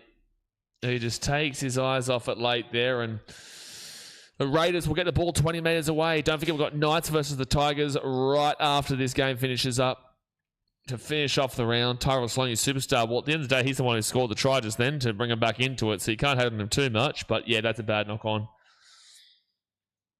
That's Tyrell Sloan in a nutshell, Mitchell says. So the Raiders, Tom Starling gets it off to Simi Sasangi. Simi Sasangi, oh, that's going to be knocked down. Oh, Raise My Still score. He raised my still skill here. Tommy Starling, that's the game. That's the game. Tommy Starling will score for Canberra, and that should be the game, folks. That is an awful way for the Dragons to lose this one. They're about to get the ball. They're about to receive the ball with Tyrell Sloan 20 metres out. He drops it cold, and then Raiders get one opportunity. They pass it out right. It gets deliberately knocked down in a knock-on. Deliberately knocked down in a knock-on, and the Raiders then pick this ball up in Tommy Starling, and then he will find a way to score. And it will be 22-16 with a kick to come. What's going on? 22-16 with a kick to come. 5 minutes to go here. Oh, they just find a way to lose it, man. You had a chance. You had a chance. It was Sloan who knocks this ball down deliberately too, mind you. But still, Starling just does well with it regardless. He does well to pick it up and then find the hole and find the gap and find the try ultimately. So close, I need it to be golden point. Well, you need them to miss this kick. If Ethan Sanders misses this kick, it stays a 6-point game, then you can still get it to extra time. Jaden says, what a strange game. It has been a very, very strange game. Very strange game. But you're pretty sure the Raiders should just win this from here. However, important kick for Ethan Sanders. If he misses it, it's still a 1-score game. Did it to ourselves yet again. Stupid errors cost us big time. Absolutely. All three. The first try, Hudson Young scored off of a good Ethan Sanders kick. That was really good. Outside of that, the other 3 tries were easily preventable. Easily preventable. But Ethan Sanders should be getting this kick. And he will... Surely. Yeah, he gets it. Oh my goodness me. He nearly missed it, but he does get it. So 4 minutes to go here of the game. And it is 24 points to 16 with 4 minutes left. And then, like I said, we'll be live in 10 minutes' time for Tigers versus Knights, but Sloan goes from hero to zero very, very quickly there. Simi Sasang with a great run. And Xavier Savage probably does score there if he gets that ball away. So Sloan did have to make a play at it, but it just bounces perfectly there for Tom Starling. But this is what happens at the bottom of the table, only. Like, look at the Titans. They do it to themselves all the time. Dragons going to knock this ball back and it's going to go over the sidelines. The Raiders ball at 40. You know, the Titans do it to themselves all the time. The Raiders, the Dragons do it to themselves. The Raiders haven't really done a great deal here today, but they are going to get this win. You know, teams like the Tigers do it to themselves all the time. Yeah, definitely knocks back there from Tyler Sloan, but ultimately goes out. So 3.5 minutes left here of this game. They give it off to Simi Sasangi for the Raiders. How many am I off on Supercoach now with Huddy Young? So he has got an extra... No, I still need 20. I just need 26 points from Taylor May. That's all I need. 26 points from Taylor May. And if he didn't play in that game, then I would get one of my bench players who've got like 64 points. That's sweet. They go to the right to Ethan Sanders. Sanders here. He's going to be 10 minutes out unless Hudson Young can score a try here. That'd be nice. That'd be beautiful. Why not catch that ball? Obviously easy to say from the couch, but Sloan could have caught that instead of slapping it down. No, in regards to the intercept just then, like he had hit that down. There's no way he was going to be able to catch that ball just now. They go to Simi Sasangi, and Simi Sasangi is going to be fifth tackle, just taken down to the threes. They're going to try and force him to come out from 97 metres away. 97 metres away. Which just says this team, Raiders, should have done it, but slow good on the Dragons. I don't even know what that means, what you just said, but sure. They go out to the right-hand side, and now they'll be at the 30 on third tackle. Oh, no, I only need 16 more points. Hudson Young's on 78. I only need 16 more points from Tanner May. If he doesn't get that, I might cry. What's ironic is Dragons fans always slam Sloan, yet he's been one of their main try scorers. Not saying he doesn't need work, but considering Dragons' year, he's on okay in a below-than-average system. I wouldn't say that it's Dragons typically going for Sloan. They're also going for Kyle Flanagan and these kind of guys in the halves. Sloan does definitely get criticised, don't get me wrong. He does get criticised. However, I think a lot of Dragons fans also do recognise that he scores most of their tries, but it's just that overall, this is his game. He can score tries, but he does make these knock-ons, and he does make these mistakes in pretty crucial times, and that's why he doesn't get the consistent starts. This is quite literally why he doesn't get the consistent starts. Second tackle, and Simi Sasangi brings this ball to the 45. A minute and a half to go here in the game. Raiders will win it. Nash says, what do you think about Colombia? Can they make it to the finals? Well, they're into the round of 32. I think they probably should have beaten... That's going to be a penalty to the Raiders. I think they should have beaten Portugal this morning. I thought they were definitely the better team. Aspect says robbery. No, it wasn't. They just weren't good enough here, the Dragons. They literally were their own worst enemies. So the Captain's Challenge coming in here for the Dragons. They're going to say that it was a one-on-one strip. Captain's Challenge. No, I think Colombia can do well, but I'm not too sure who their draw is against. I'm pretty certain they have to go through Argentina, so they'll probably get knocked out then. If they get to the quarterfinals. It's a one-on-one tackle. It's a one-on-one strip. It's fine. This will be a successful challenge. How was that try clear as day, went forward by his hand? Again, to aspects, I'm sure you would have listened to it before. I'll clarify it for you here. In the reason to, I know that everyone's going to be complaining about that. I don't think it's as clear and cut as people are going to say. I will always defend against a referee's decision if I believe it. But in return to this one, the try was called a try on field. Xavier Savage, the touch from the Raider, I think it was Simi Sasangi. One, he's got his hand backwards. Xavier Savage has had to move back like this and also reach back for the ball, which I would argue could be definitely made. You could definitely make the argument that the ball is flat and it is not a knock-on. But I also say that consistently they will call it a knock-on regardless. But you can make the argument, and with it being a try on field, you can make the argument that Xavier Savage is not catching that in front of where Sasangi has touched it, which means that you have to, when it's called a try on field, you have to have 100% evidence to overturn it. Now, they don't usually do this, and usually they'll call it as a no try. But there is absolutely an argument to say that the ball doesn't actually go forward, even though typically they'll call it knock-on regardless. Ethan Strange here at the 5.